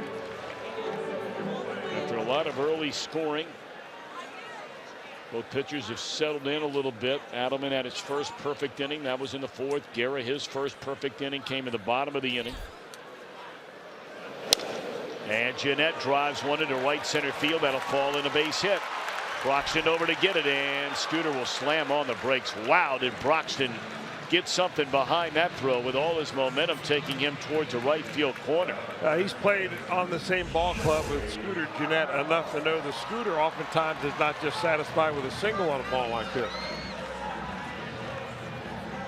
You know, if you get Broxton to field this ball, right-handed thrower, it puts him in an awkward position, but he does a full 360 and then throws it on the move like that. That's a darn good play.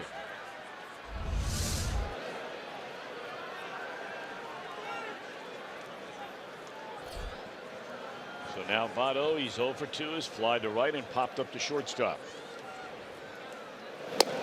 Fastball away.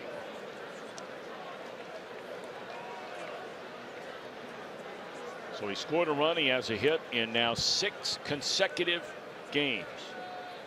It's the longest active streak of that kind in Major League Baseball, belonging to Scooter Jeanette.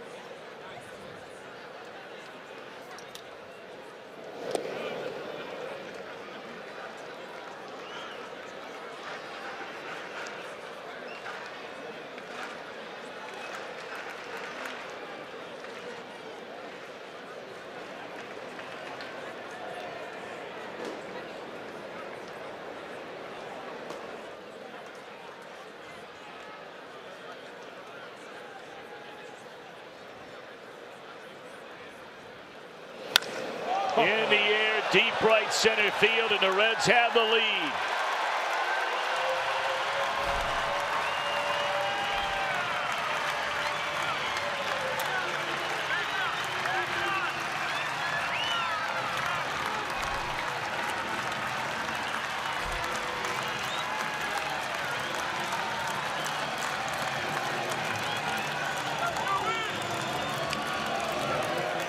Number 21 for Joey Votto.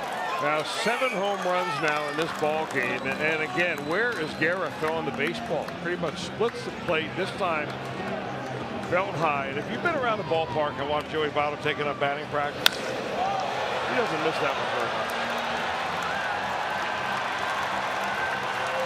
Yeah, good solid swing.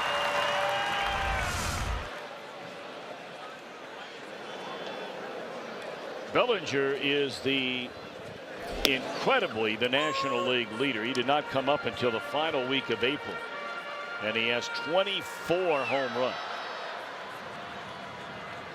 And you have Votto at 21, breaking a 6-way tie. Is that right? Yep. Of players with 20: Schebler, Ozuna, Stanton, Thames, Jay Bruce. And Votto now 1 in front of them.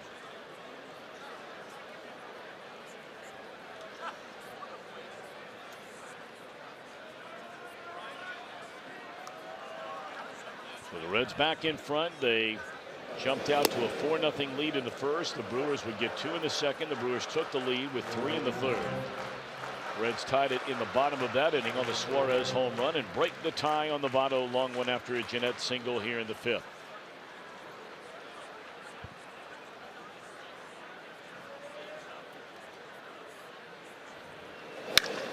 That ball is stung into right center field, and it will go to the wall. Duvall a home run and a double in 3 trips tonight.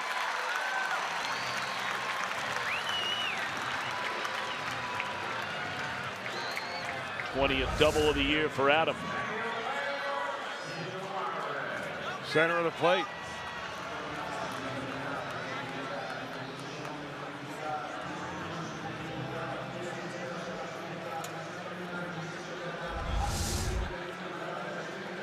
Carlos Torres getting loose in the Milwaukee bullpen. I guess, Tom, you could say in a way, even though Guerra has given up 7 runs, he's kind of kept his team in the game. I mean, given the fact that this game has just taken on such an offensive energy.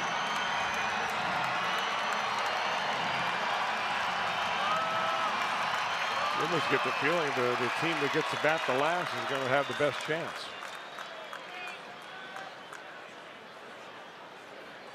Suarez walked, scored on the base hit by Mesoraco in the first inning, then hit a solo home run, which at the time in the third tied the game at 5.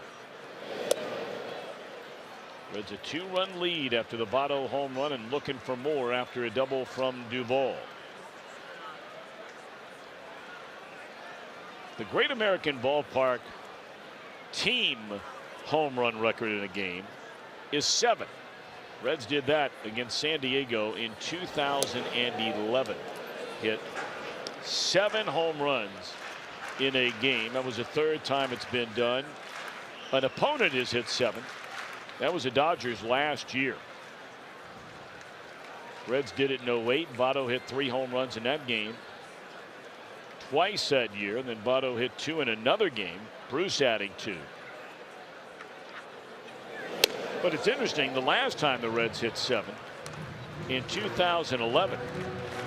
Yet Votto hit 1, Frazier hit 1, Bruce hit 1. But how about the other 4? 2 by Ryan Hannigan and 2 by Miguel Cairo.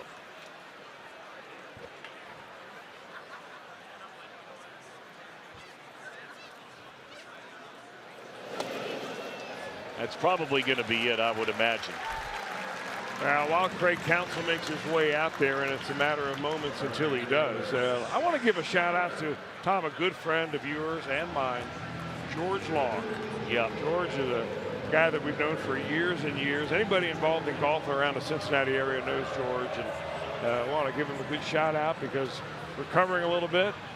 Had a little setback health-wise, and I know you're hanging in there, George. You're watching the Reds baseball. Don't you dare turn on the College World Series while we're on the air, my man. And we miss your goofiness, I'll tell you what, George. So hang in there and get back as soon as you can. what a great guy. Great, great guy. George, we're praying for you, thinking of you, buddy. Hope you're having a good night tonight. Skyline Chili call to the bullpen will bring on Torres. 2 runs in, 2 on, nobody out in the Reds' 5th.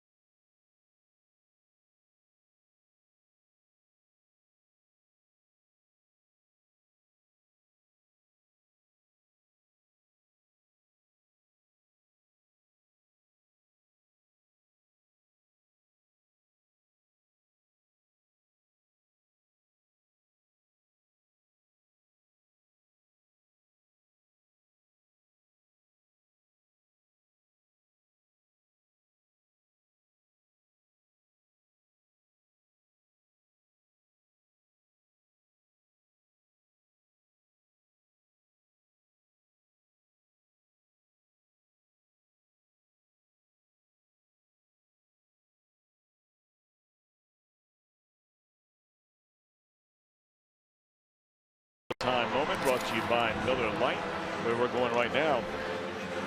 Gonna be a lot to choose from. Night is over for Junior Guerra. He goes 4+ innings, and so far charged with 7 runs, but he left 2 on base behind him for Carlos Torres. Busy man. 39th game.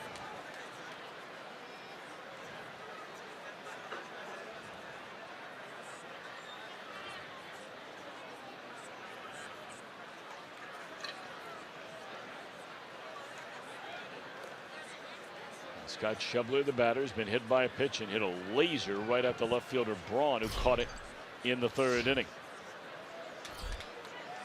2-ball, the runner at second. Suarez at first. Nobody out. Reds lead 7-5. Broken bat, foul ball out of play in the head of that bat in the middle of the infield grass.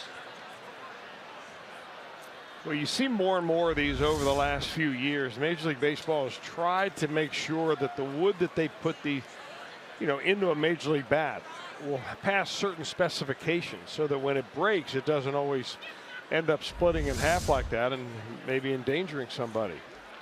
The ones that break in half like that are almost all made of maple. And you see more and more hitters going to the maple bat. It's a harder wood. It's a little heavier, I think, for the same size. The grain is a little different. But MLB has certain restrictions as to how straight that grain must be in order for them to be able to actually make a Major League bat out of it.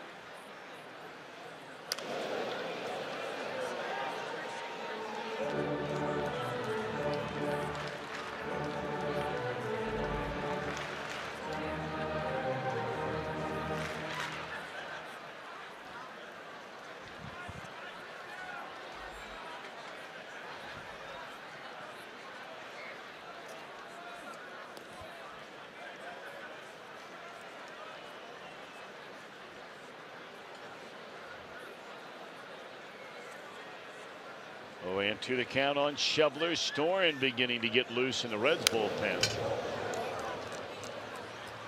Adelman's gone 5, giving up 5. Storen's ready, it looks like. There's Ted Power down there. He's ready too. He's always ready. You can bring him into a game right now. You know what? I believe you. I believe that. He may not be able to comb his hair tomorrow, but he'll give you the inning that you need. You're right.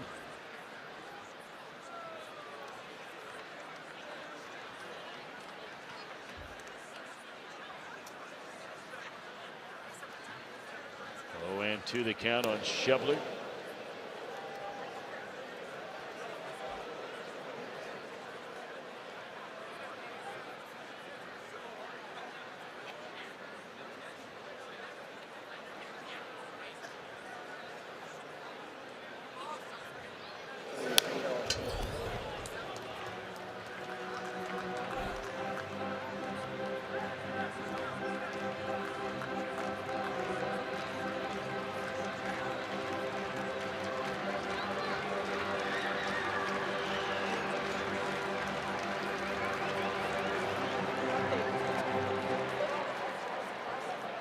Good look from out in right field. That's a great seat out there. There are a lot of good ones in this ballpark. That's a really good one out there in that section in right field. And that's where that base hit will land. They're going to hold the runner at third. And the Reds have them loaded with nobody out.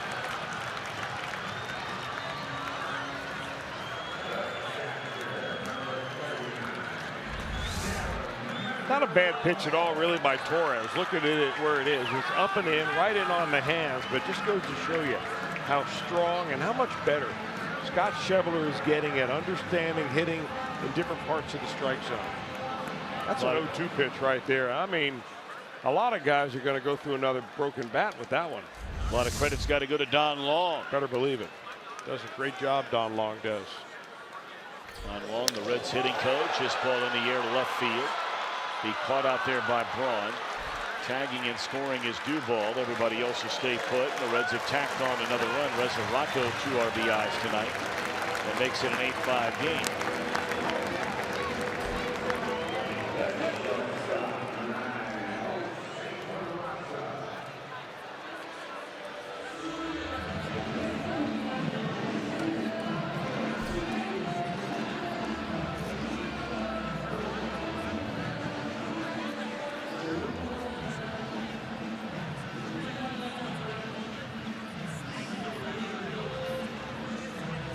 Now Peraza the batter. Adelman is in the on-deck circle. You know, he's been scored on in the 2nd and 3rd innings. No runs in each of the last 2, although he did walk 2 batters in the top of this 5th inning. Rolled up a double play and then got a strikeout to retire the side after his 2nd walk. It makes a tough call, really, for Brian Price right here. You know, you got a bullpen that's been stretched. You got a pitcher that, you know, couldn't make it through the third yesterday. But the way this game is gone, you know, you just don't want to continue to allow the Brewers to keep their offense moving. And if Peraza gets on base right here and you have bases loaded and 1 out, are you going to let him hit here in the inning? Maybe Peraza cleans the bases with 1. You don't have to worry about it.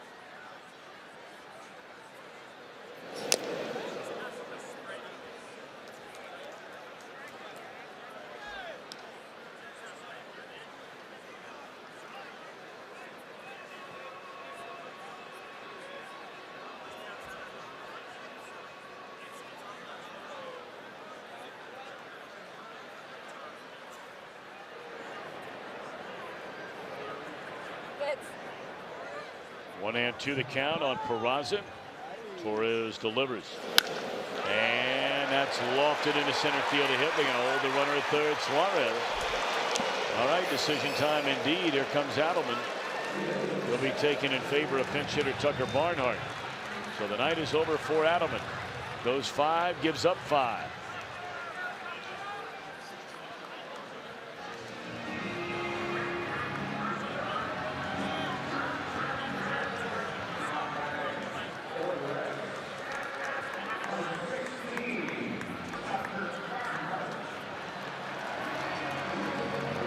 Mac Jenkins ready to talk things over there with Adelman after Homer Bailey wraps it up.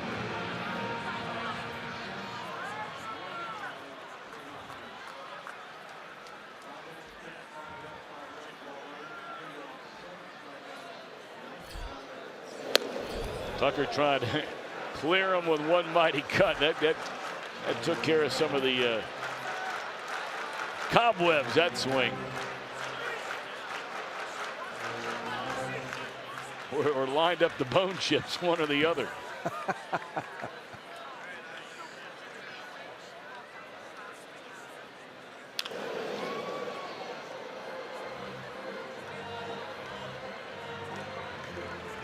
Barnhart, this last start came in that Reds win on Sunday against the Washington Nationals. He had 2 hits and 4 at-bats. He has 15 doubles so far this year, this Barnhart.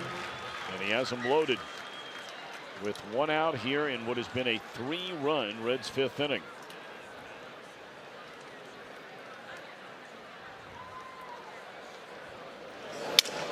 Broken bat pop up. Broxton will run this down and everybody stays put. You know, we've seen a lot of center fielders come in here, Tom, and play shallow, but I don't think that I have ever seen a center fielder play as shallow as Keon Broxton here at Great American Ballpark. I mean, I'm talking about for almost everybody in the lineup.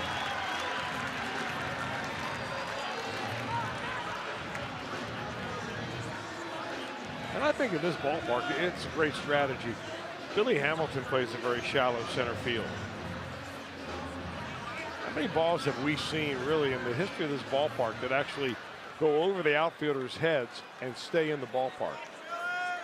Very small number.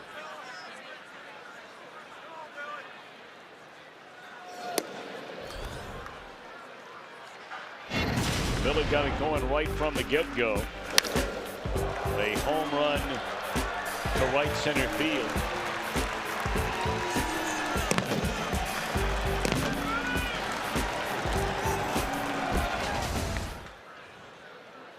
Billy has added a single. He's 2 out of 3. And now ahead in the count of Torres at 2 balls and no strikes. Nationals in the bottom of the 5th inning holding a 4-1 lead over the Cubbies. Game 2 of a 4-game series.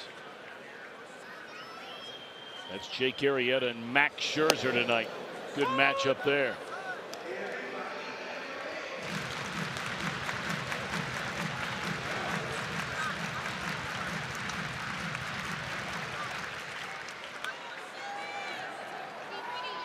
Hamilton, the 9th man to bat in the inning. And it's 2 balls and a strike. Torres a long look in. And now OK's a sign with Pena and the pitch on the way. Out off 2-2.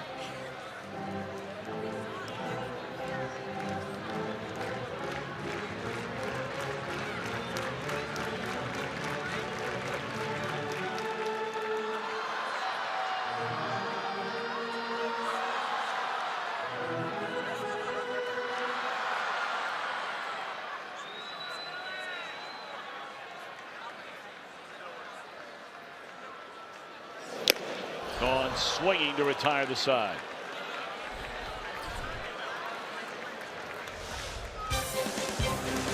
Votto breaks a tie with a 2-run home run and a 3-run fifth.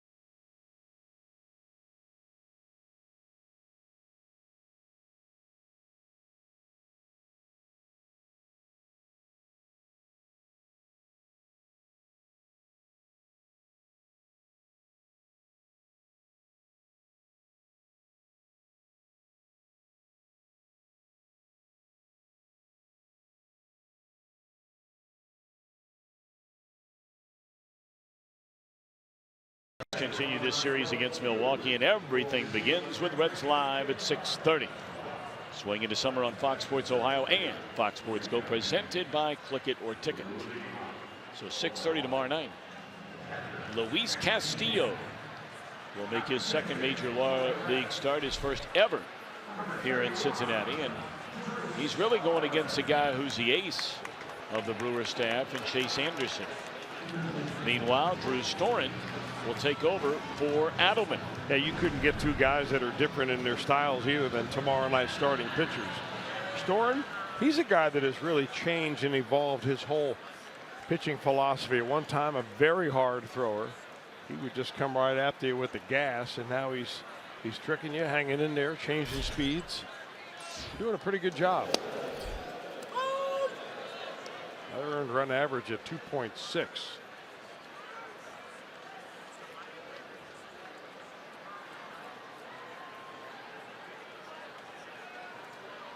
At least at this point in the season,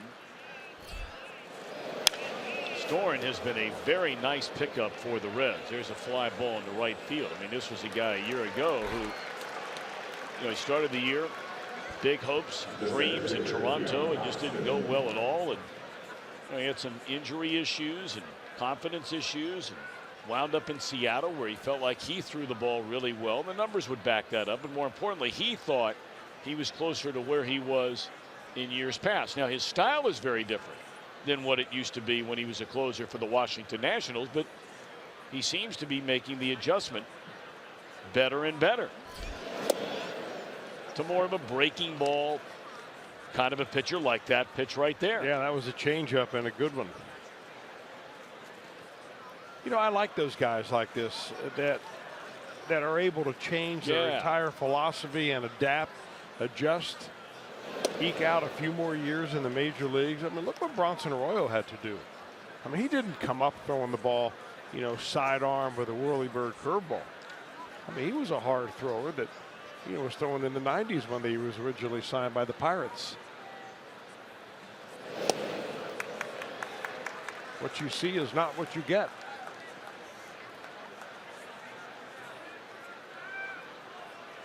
So now Broxton is seeing a lot of off-speed stuff here early. Will Storen try to sneak a heater by him? Broxton red hot coming into this series. 0 for 2 tonight.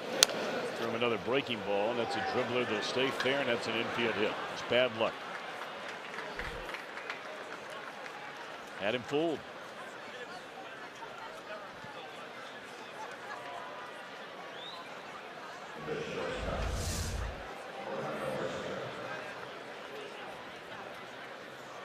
Of course, the hitter will tell you that for all the line drives I've hit right at him, I deserve that. Might be some truth in that.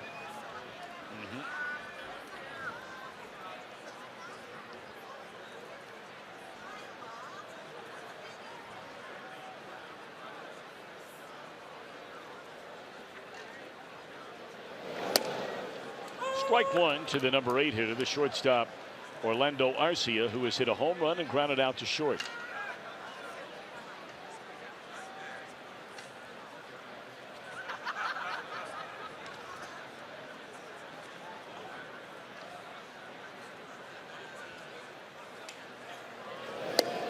Big swing and a miss.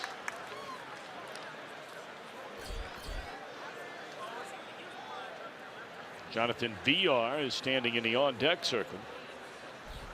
That is the pitcher spot. Torres next.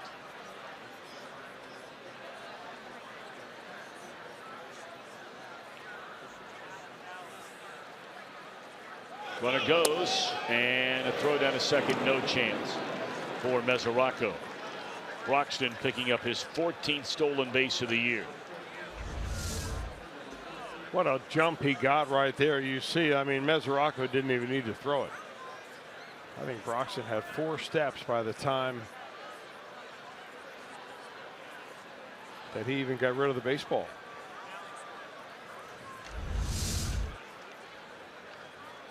It's 14 out of 19 on the year for Broxton. Runner at second, 1 out.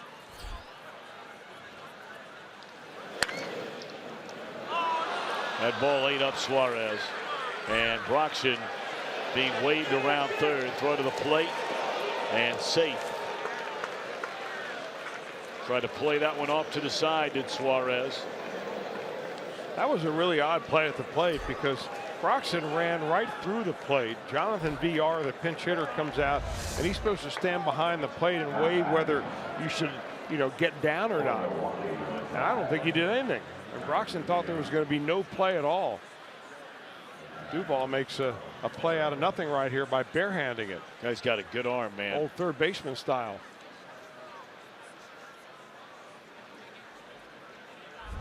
All right, so now VR, he was a player you may remember, led the major leagues in stolen bases when Billy Hamilton last year had to miss basically the final 3.5, 4 weeks. VR was the guy who passed Billy. Made 54 starts, but went on the disabled list back on the 10th of June. Missed 2.5 weeks before being activated today. So this is his first at bat since coming off the disabled list. In fact, it's his first at bat since June the 9th in the big leagues.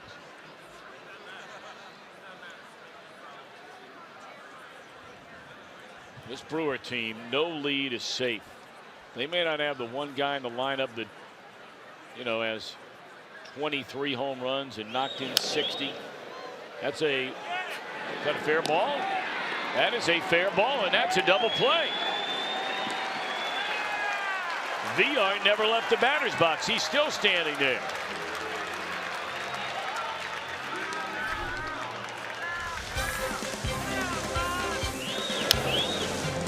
Well, maybe he needs to log on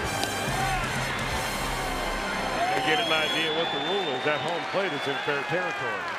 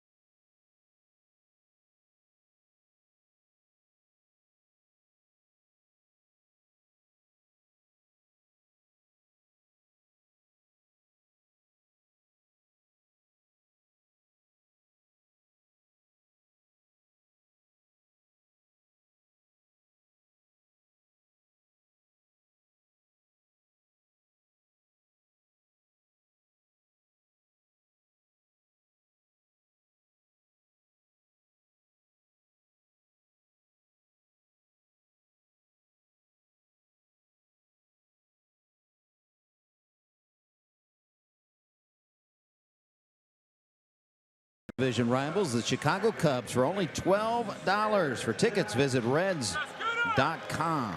The Cubs visit Cincy this weekend. Right now, part of our big story there in the nation's capital, where the Reds just left.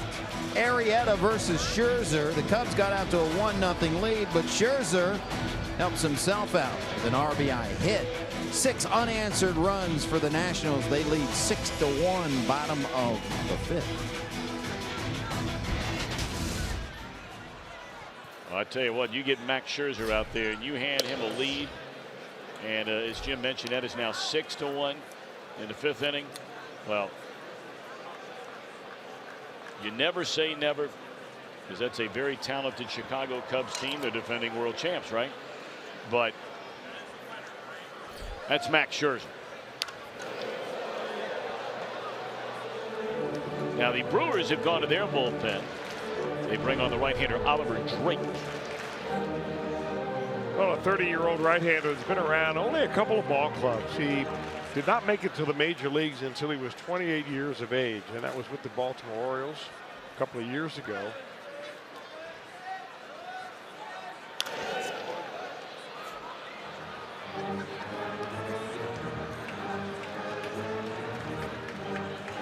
You know, one final footnote, though, by the way, in that Washington-Chicago game.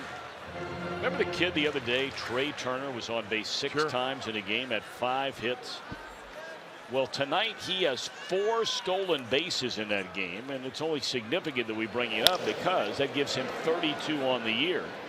1 more than Billy Hamilton for the major league lead. Scooter Gennett retired to begin the 6th inning. I'd still take my chances with Hamilton being that league leader. Would you? Yeah, I think it's stolen bases, no doubt.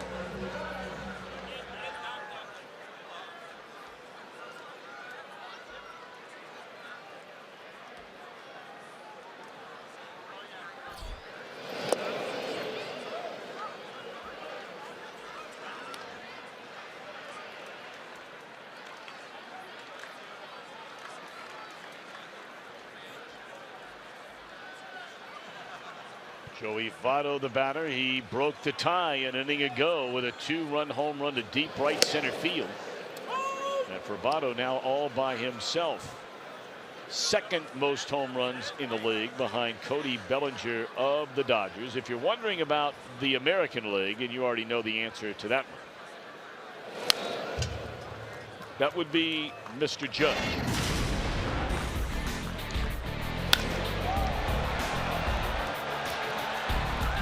Votto, number 21. Aaron Judge has 26. George Springer of the Astros has 22. Logan Morrison of Tampa Bay has 22. Logan Morrison had 14 home runs all of last year.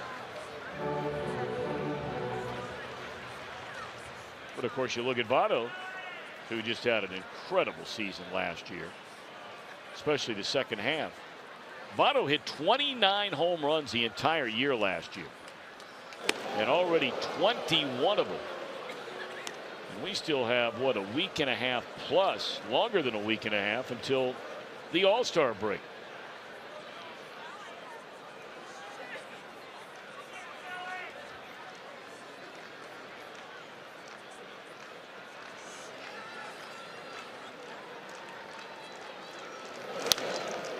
That one down the left field line, a foul ball.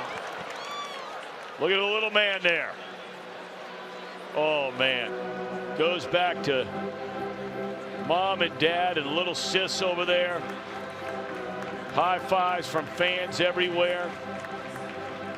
Take a look at this. Reaching in traffic. Yes. I want that guy on my team rebounded. Just go get it. Land of the Giants. The little man comes away with it.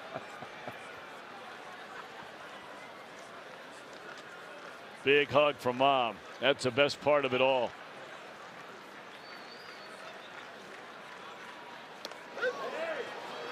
And Votto out of there on strikes. 2 away in the inning.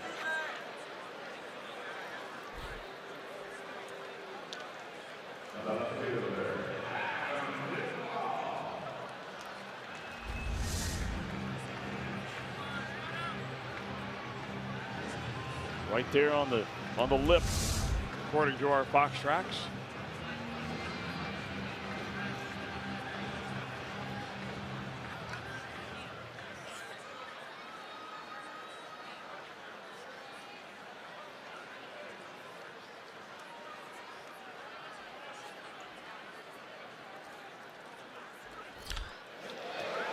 Sinking liner and a diving play made out there by Ryan Broad. So we're off to the 7th, and the Reds with a 2-run lead.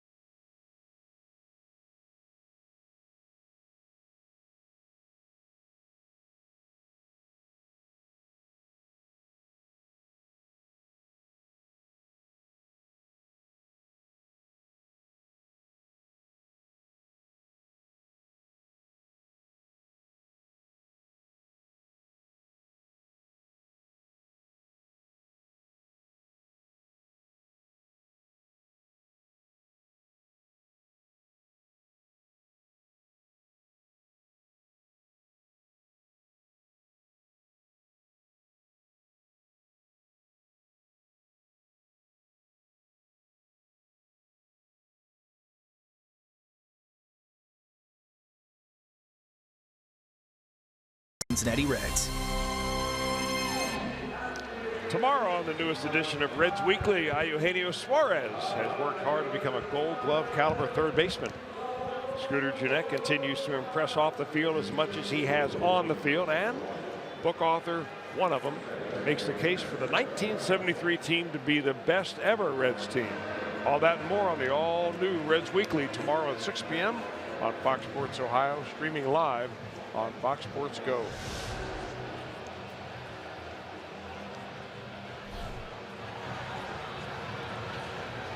Tony Cingrani will take over on the mound. The Reds leading by 2. Cingrani has been throwing the ball exceptionally well so far this season when healthy. Just came back, of course, off the DL, but looked good on the road trip.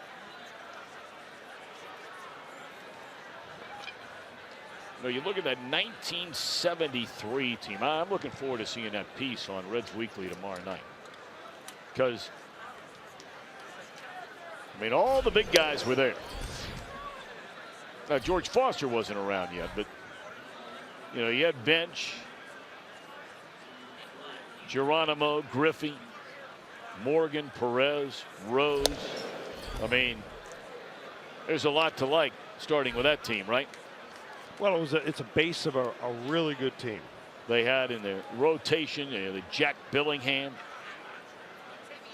Ross Grimsley, remember him, talented left-hander.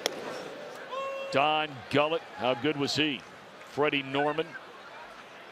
So that's back in the days where there were only 2 divisions, there was no wild card, and it was a best-of-5 league championship series. The Reds lost in 5 games to the New York Mets. It was Tom Seaver who did them in game 5. The Reds had beat Seaver 2-1 in game 1. Seaver struck out 13 and got beat 2-1. We're in the 7th inning. We're 8-6. Sogard, top of the order. It's a big pitch right here for Cingrani. He can't walk this first guy in the inning. And he doesn't. Throws a strike, puts it in play. It's in the air, and it's out number 1.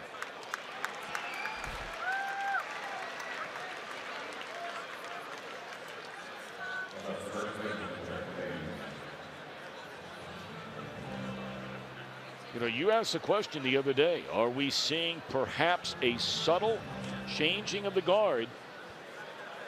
The way Cingrani is throwing the ball, and the way, at least until, you know, his outing the other day, Peralta was great the other day when he came in Washington. Or yesterday, I beg your pardon, in St. Louis. Straight up in the air by Thames. This will be a second out. But is Cingrani starting to earn the trust, which has not been there a lot,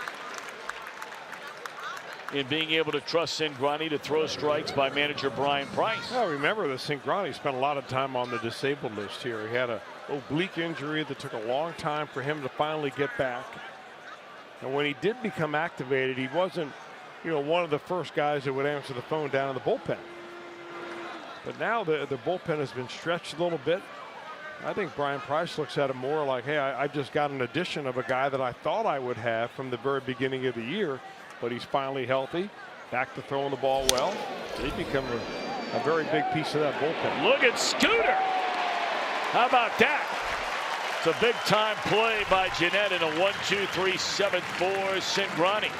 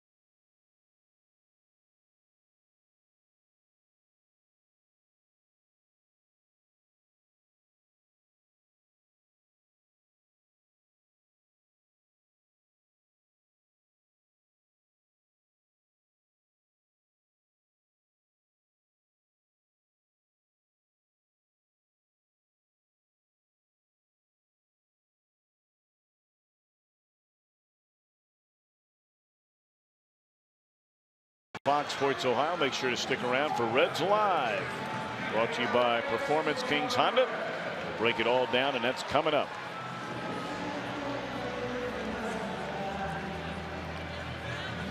Jim Day standing by. He'll be over in the Fox Sports Ohio condominium.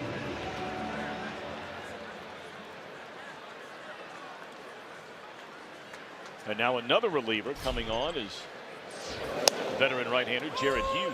Where he has pitched against the Reds an awful lot in his career. He spent most of his career, except for this year with the Pittsburgh Pirates, all out of the bullpen. This is game number 38 in his career against the Reds.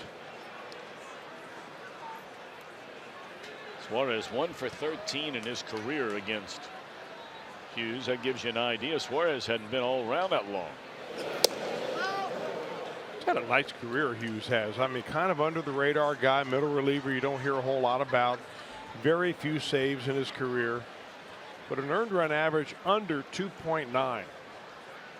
That's really good. 7-year major leaguer, you better believe it is.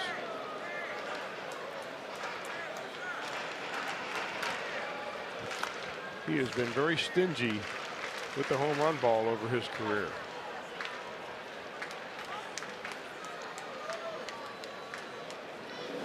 You know, there is no middle class in baseball for the amount of money being thrown around now, but pitchers like Hughes would be the closest thing to it. They put together 2, 3, 4 real good years in a row for you down in your bullpen. They become arbitration eligible, and you say, well, he's not a closer, not a starter. He might not even be the setup guy. But, man, when you need 3 outs in the 7th inning, he's really good. But most teams say, I'm not going to pay, you know, $2.5, $3.5, $4 million. So those guys tend to start bouncing around even after having really good years. Bottom fell out of that pitch. So what would you rather be, Tom? Would you rather be a guy like that, like Jared Hughes? He didn't bounce around much until this year. But you're a middle reliever. You never really get a lot of headlines. Right. Sometimes you're coming in pitching in a blowout game. Other times you're pitching in the 14th inning of a tie game. Or the backup catcher to somebody like Yadier Molina, who catches every day. I'd rather be this guy. Wouldn't you? Yeah. I mean, at least you get your face in the sun every once in a while.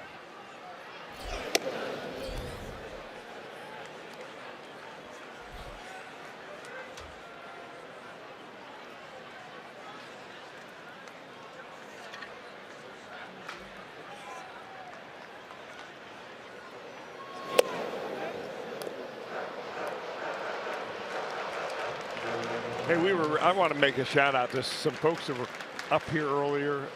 They came to the ballpark tonight. They're all involved with the Talbert House Fatherhood Program, which does great work. John Silverman brought a couple of groups of men and ladies up here, and it was a real delight to meet them. We've met a lot of the mentors and those that were guidance counselors over there. The Talbert House is basically a community organization that helps those that have had drug and alcohol problems.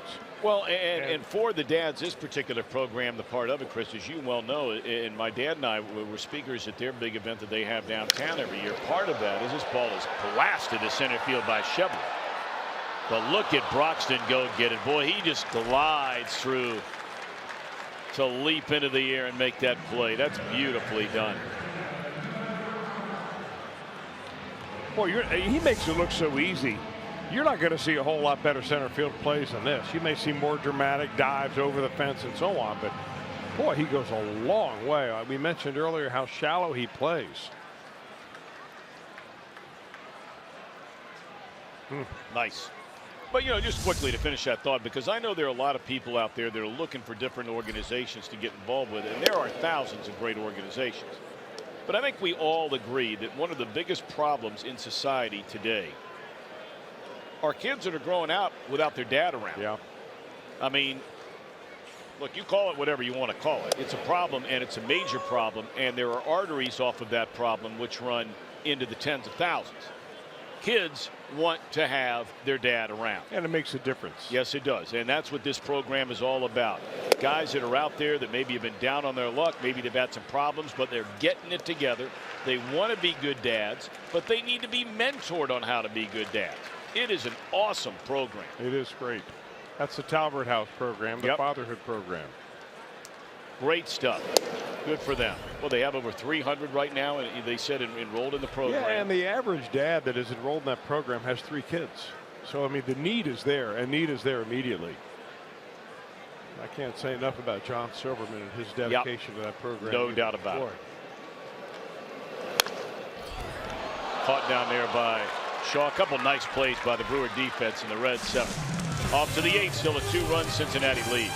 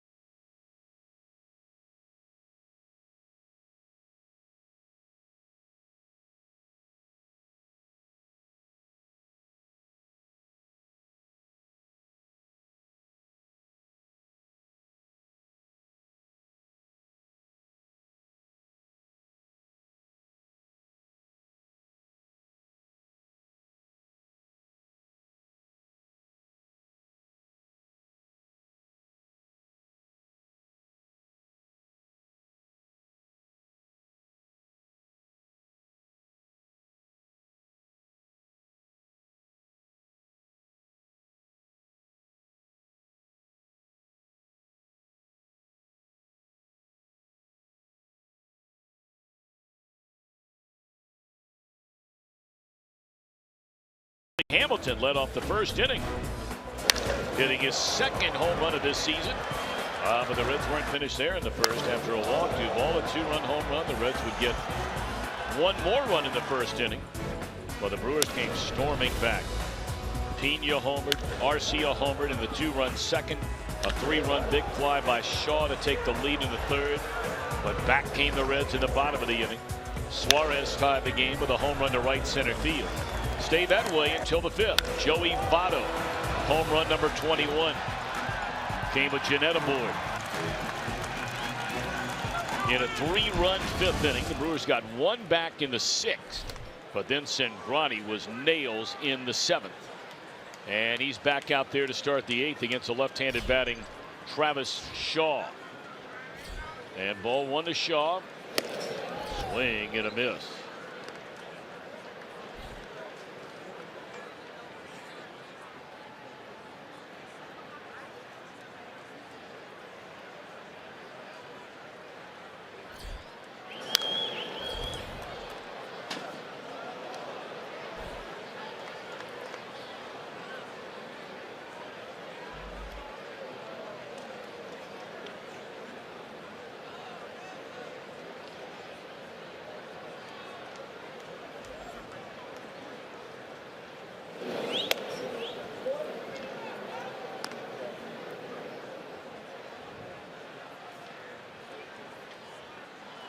The 16 home runs already by Sean. He got number 16 in the third inning today. Matches a career high. It was last year he hit 16, but he did that in 145 games for the Red Sox.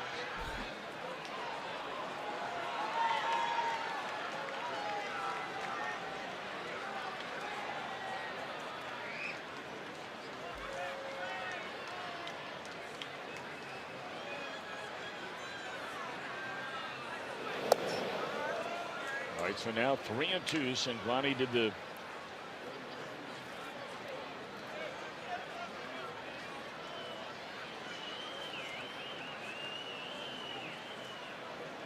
going to 3-2 and was able to get the out.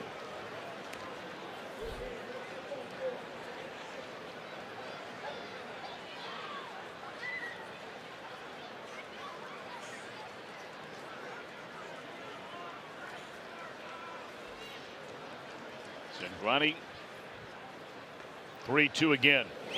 Broken bat. Ouch. Well, I'll tell you what, man, when Cingrani's throwing strikes, this guy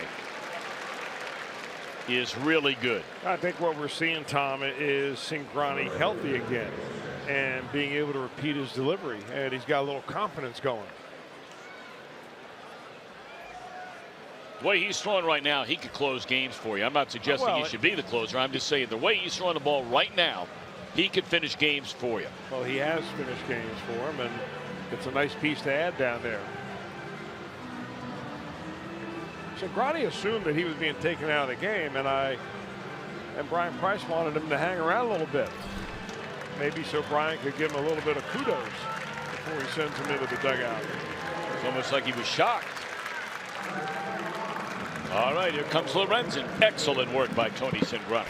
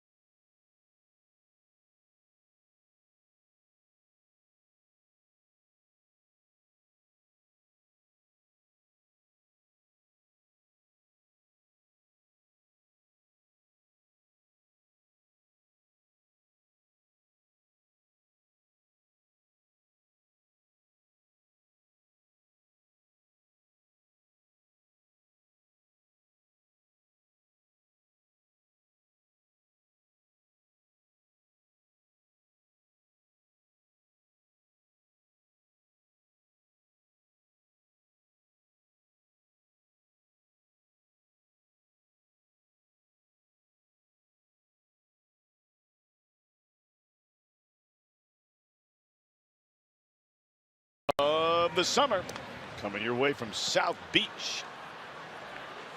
88th Major League Baseball All-Star Game, July the 11th, only on Fox. All right, bases empty, 1 out. We're in the 8th. Cingrani retires all 4 batters that he faces, and now it's Lorenzen.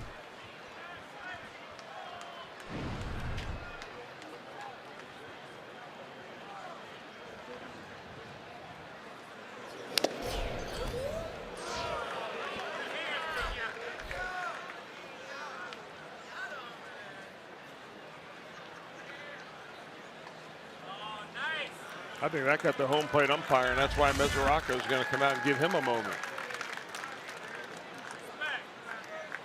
Right off the top of the left foot.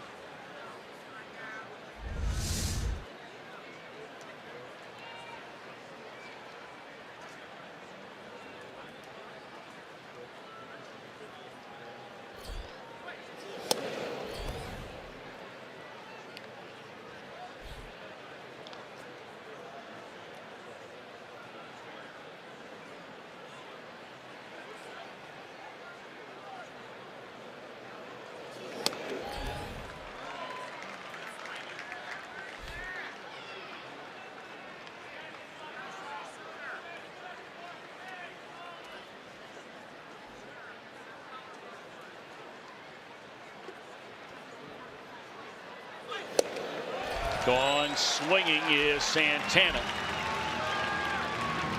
And that is the 4th time tonight he has struck out. 3rd time he's done that in his career, twice this year.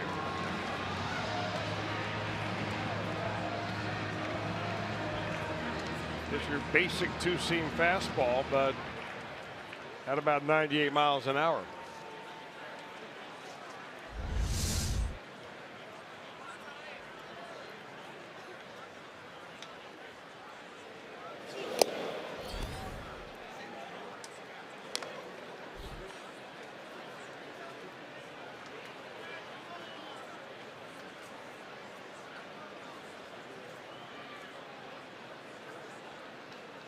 One to 0 on Pena. Fouled off the end of his bat. Pena homered back in the 2nd inning. He drew a walk in the 3rd and then flied out to right field in the 6th.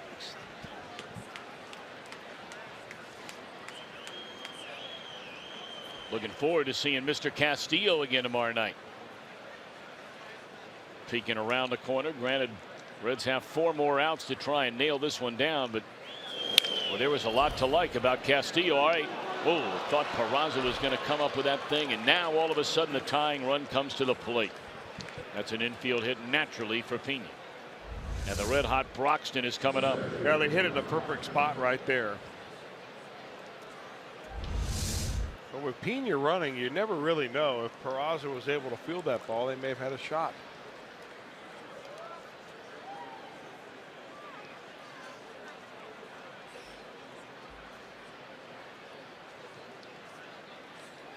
Now, we mentioned over the last 2+ weeks, only Bellinger of the Dodgers has more home runs than this man right here, Keon Broxton.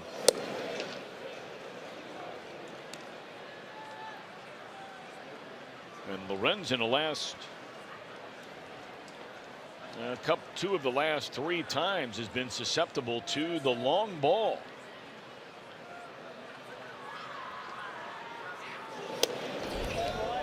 Looking away here, he gave up that home run to Daniel Murphy.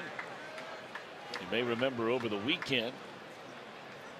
And Lorenzen gave up a 2-run home run to Daniel Robertson down in Tampa Bay the outing before that.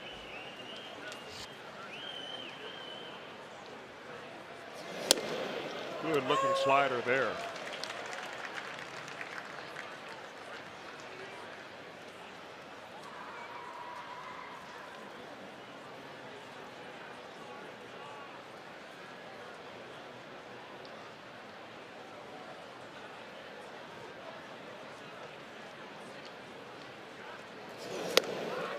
When the Reds hatched the plan in spring training, actually before the spring began, that some of their relievers would be multi-inning guys. And on certain nights you see a 2-inning save, maybe a 2 1/3 inning save, and the next night you turn it over to somebody else. Well, really the way it's evolved is Iglesias is your hammer at the end of the game. Well, Lorenzen has been used in about 1/3 of his appearances in multiple innings. He's thrown as many as 3.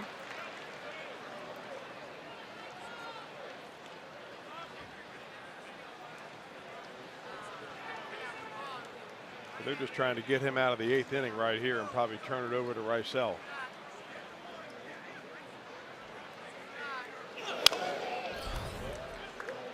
Hey, well, I can see why Broxton's hit some home runs. See how quick he is on that inside pitch? That pitch was in off the plate. You don't want to miss and catch the inner third when a guy's that quick.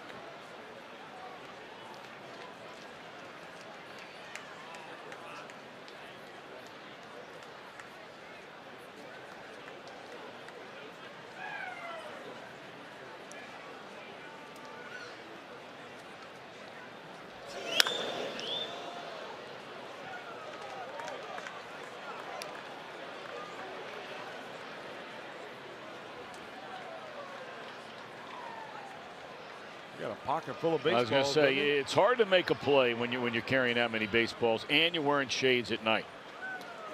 I mean, it's a bad combination.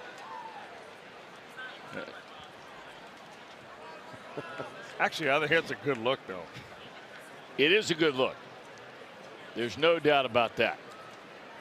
It's a little like Kelly Leak.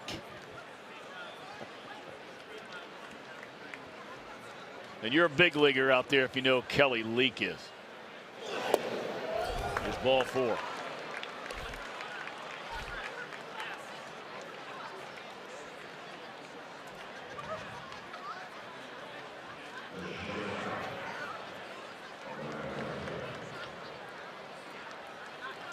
Now a little bit of intrigue here. Lorenzen comes in, strikes out the first batter he faces. He allows an infield hit. Now he gives up a walk. And the Brewers will send the go-ahead run to the plate. Remember, Lorenzen's worst game this year came all the way back in April against these Brewers. Well, the other thing it does, Tommy, even if the Reds are able to get out of this inning and he retires, the next hitter, who's Arcia at the plate, is it guarantees in the 9th inning the Brewers are going to be able to at least get to Eric Thames and maybe even Ryan Braun if they get a runner on base. So if you had a clean inning here, you didn't have to worry about getting to those guys. 2-1, 2 out.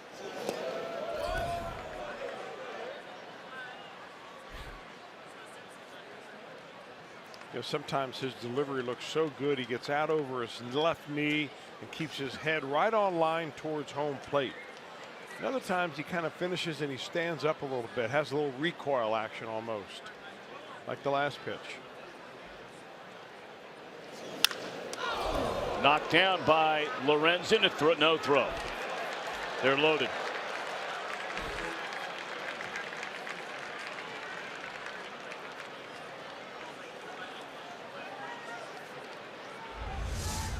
Ball coming right back at him, throws his glove up in defense right there and just gets a flick of the leather on it.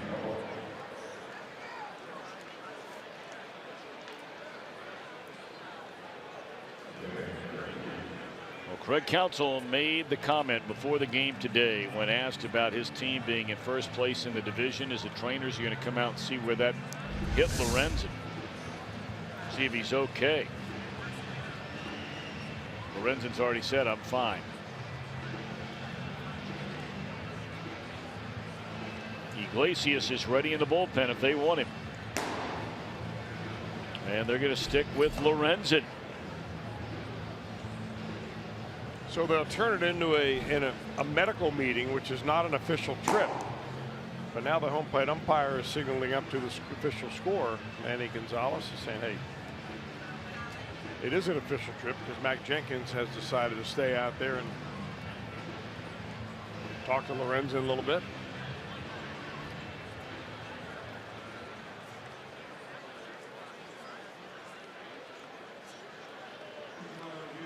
And the Brewers are going to their bench and bringing up their newest player. Stephen Vogt just turned loose after a long career playing for the Oakland Athletics. See what he's done this year, 4 home runs. Brewers claimed him off waivers over the weekend. And Vogt takes Down low, ball 1. This is his first plate appearance as a Milwaukee Brewer. Starting to say, Craig Counsell said it's been a different guy seemingly every night as a reason why these Brewers are in first place in the National League Central Division. Lorenzen trying to prevent Votto from joining that list. This guy's been an all-star the last 2 years over in the American League with the A's.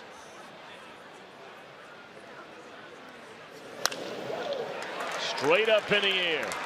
Who wants it? Schebler the call. Schebler the catch. And the inning is over. Reds still lead by 2.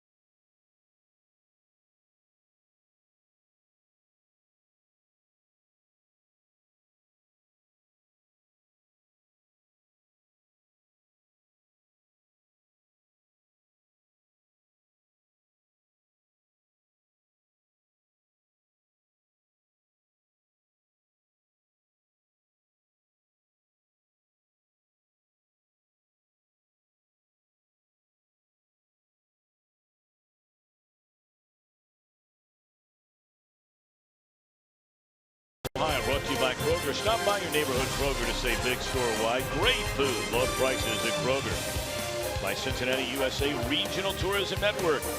Stay close to Cincinnati USA and JimDay.com. And by Toyota. For over 30 offers, visit buyatoyota.com. Toyota, let's go places. Kick off the weekend with a bang. Cubbies in town Friday night. Fireworks Friday night. You can be here for as low as $12. Fireworks presented by Cooper Tire. For tickets, visit Reds.com. This is a nice story right here. Young man taking over on the mound.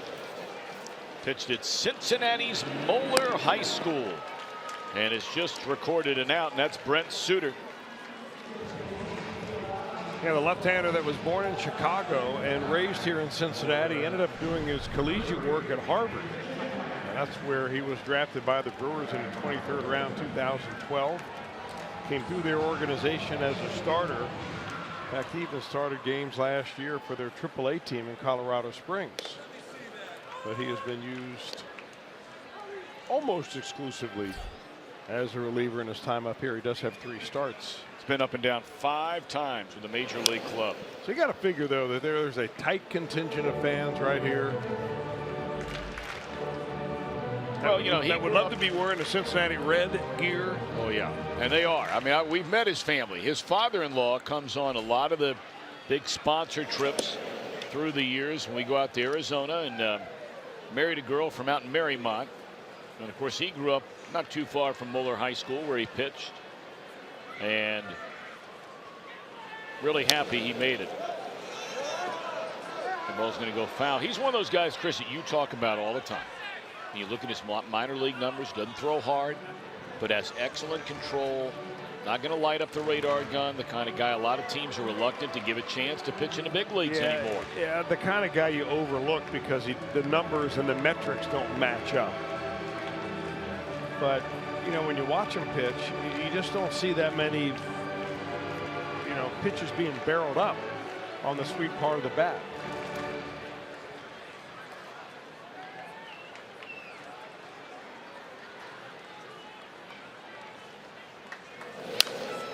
Patrick Kivlahan up there to bat for Lorenzen. I think part of the secret to a guy like Suter is that there are so few of these type pitchers around that, you know, hitters don't really prepare for him very much.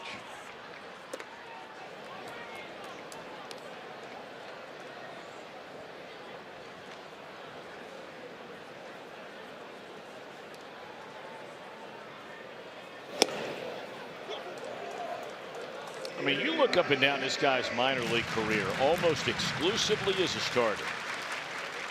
His ERA has never been higher over a full year than 3.6. There's a strikeout. And that's even pitching in Colorado. That's right. Springs, I mean, the hitters this is the kind of guy I think would be very interesting to see get a chance at the major league level as a starter. I mean, he's had years where, you know, ERA 1.8. They move him up. He pitches 20 starts in Brevard County, working his way up, 3.6 earned run average. Wins 10 games in AA, goes to AAA, has a 3.31 earned run average, as you talked about, Chris, and then comes back the next year in 15 starts and has an ERA in Colorado Springs at 3.5. This guy is a strike thrower. Yeah. Kind of a David Holmberg type guy. And you were very high on him at one time. I know we shared that opinion. You know, I kind of followed him after you let me know what was going on with him down there. First time he showed up with the Reds. But he's now pitching with the Chicago White Sox. Well, we were on to something then, apparently.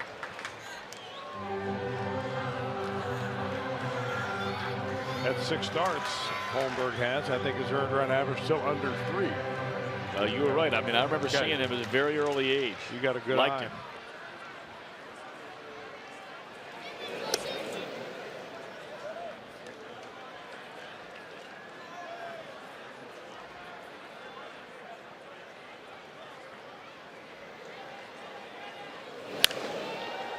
Swinging a foul ball out of play.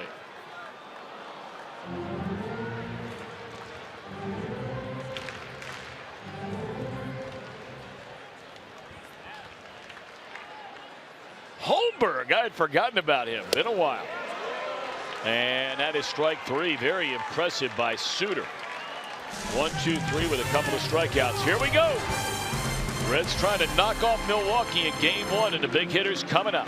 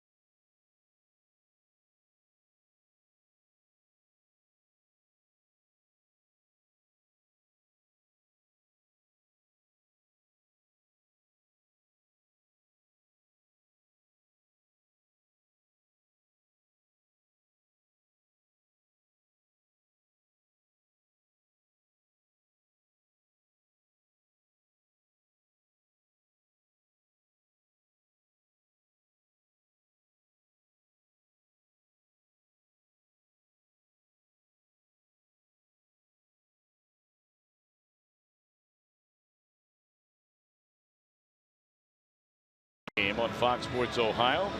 Reds Live, presented by Ray St. Clair Roofing. Chris, hopefully we're right back at it here tomorrow. Brian Giesenslaw, Jeff Pecoro, Jim Day, and you on Reds Live. And there's a matchup. Our first look on the home front. Come on down and check out this young man. Yeah, he's worth the trip down to the ballpark. He really is. And it'll be interesting tomorrow because you have 2 pitchers that really get it done in entirely different ways. Chase Anderson having himself one heck of a year.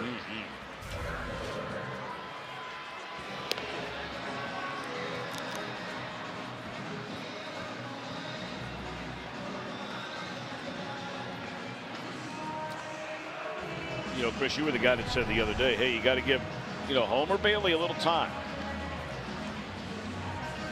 I thoroughly believe that too.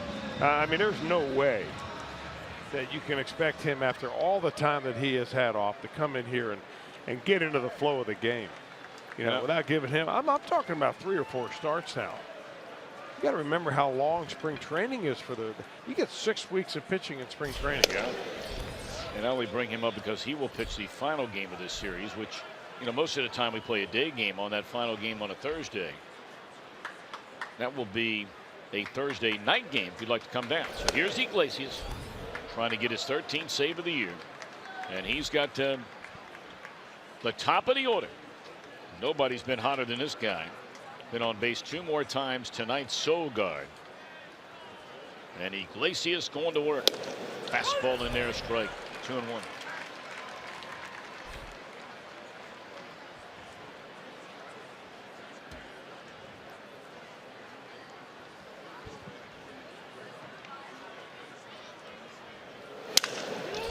Down to Votto, and that will be out number 1. That's a big one. Don't want that tying run coming to the plate here in the 9th inning.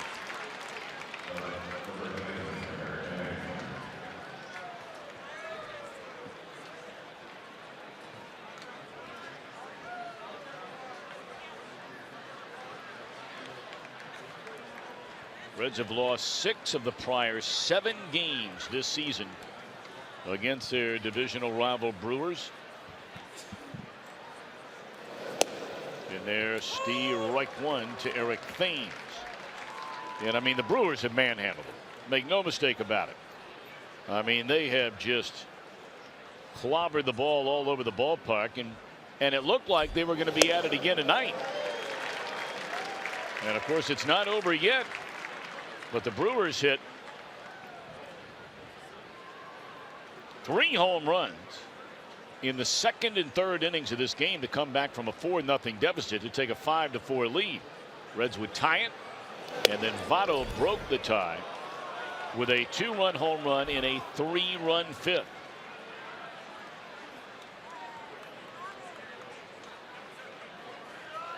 Brewers got 1 run back in the 6th inning off Storen.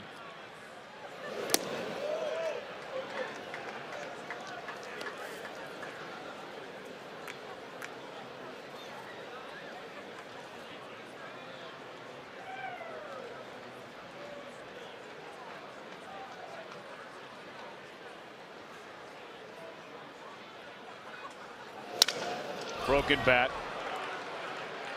Shallow center field. 2 out. First time the Reds have held Eric Thames hitless in a game this year.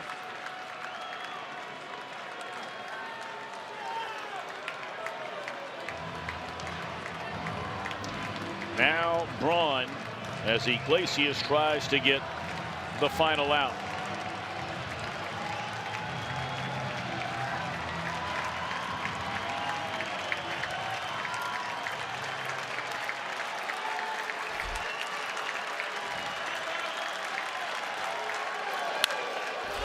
In the air, right field.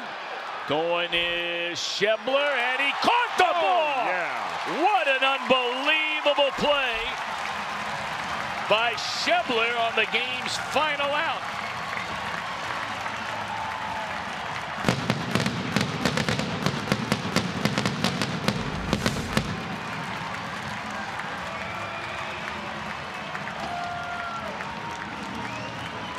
What a play by Schebler.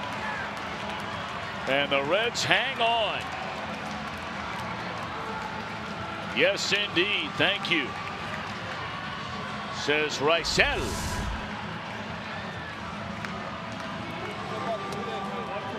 And the Reds, thanks to Votto's tie-breaking home run, win the opener this 3-game series by a final count of 8-6. We're back with more in a moment.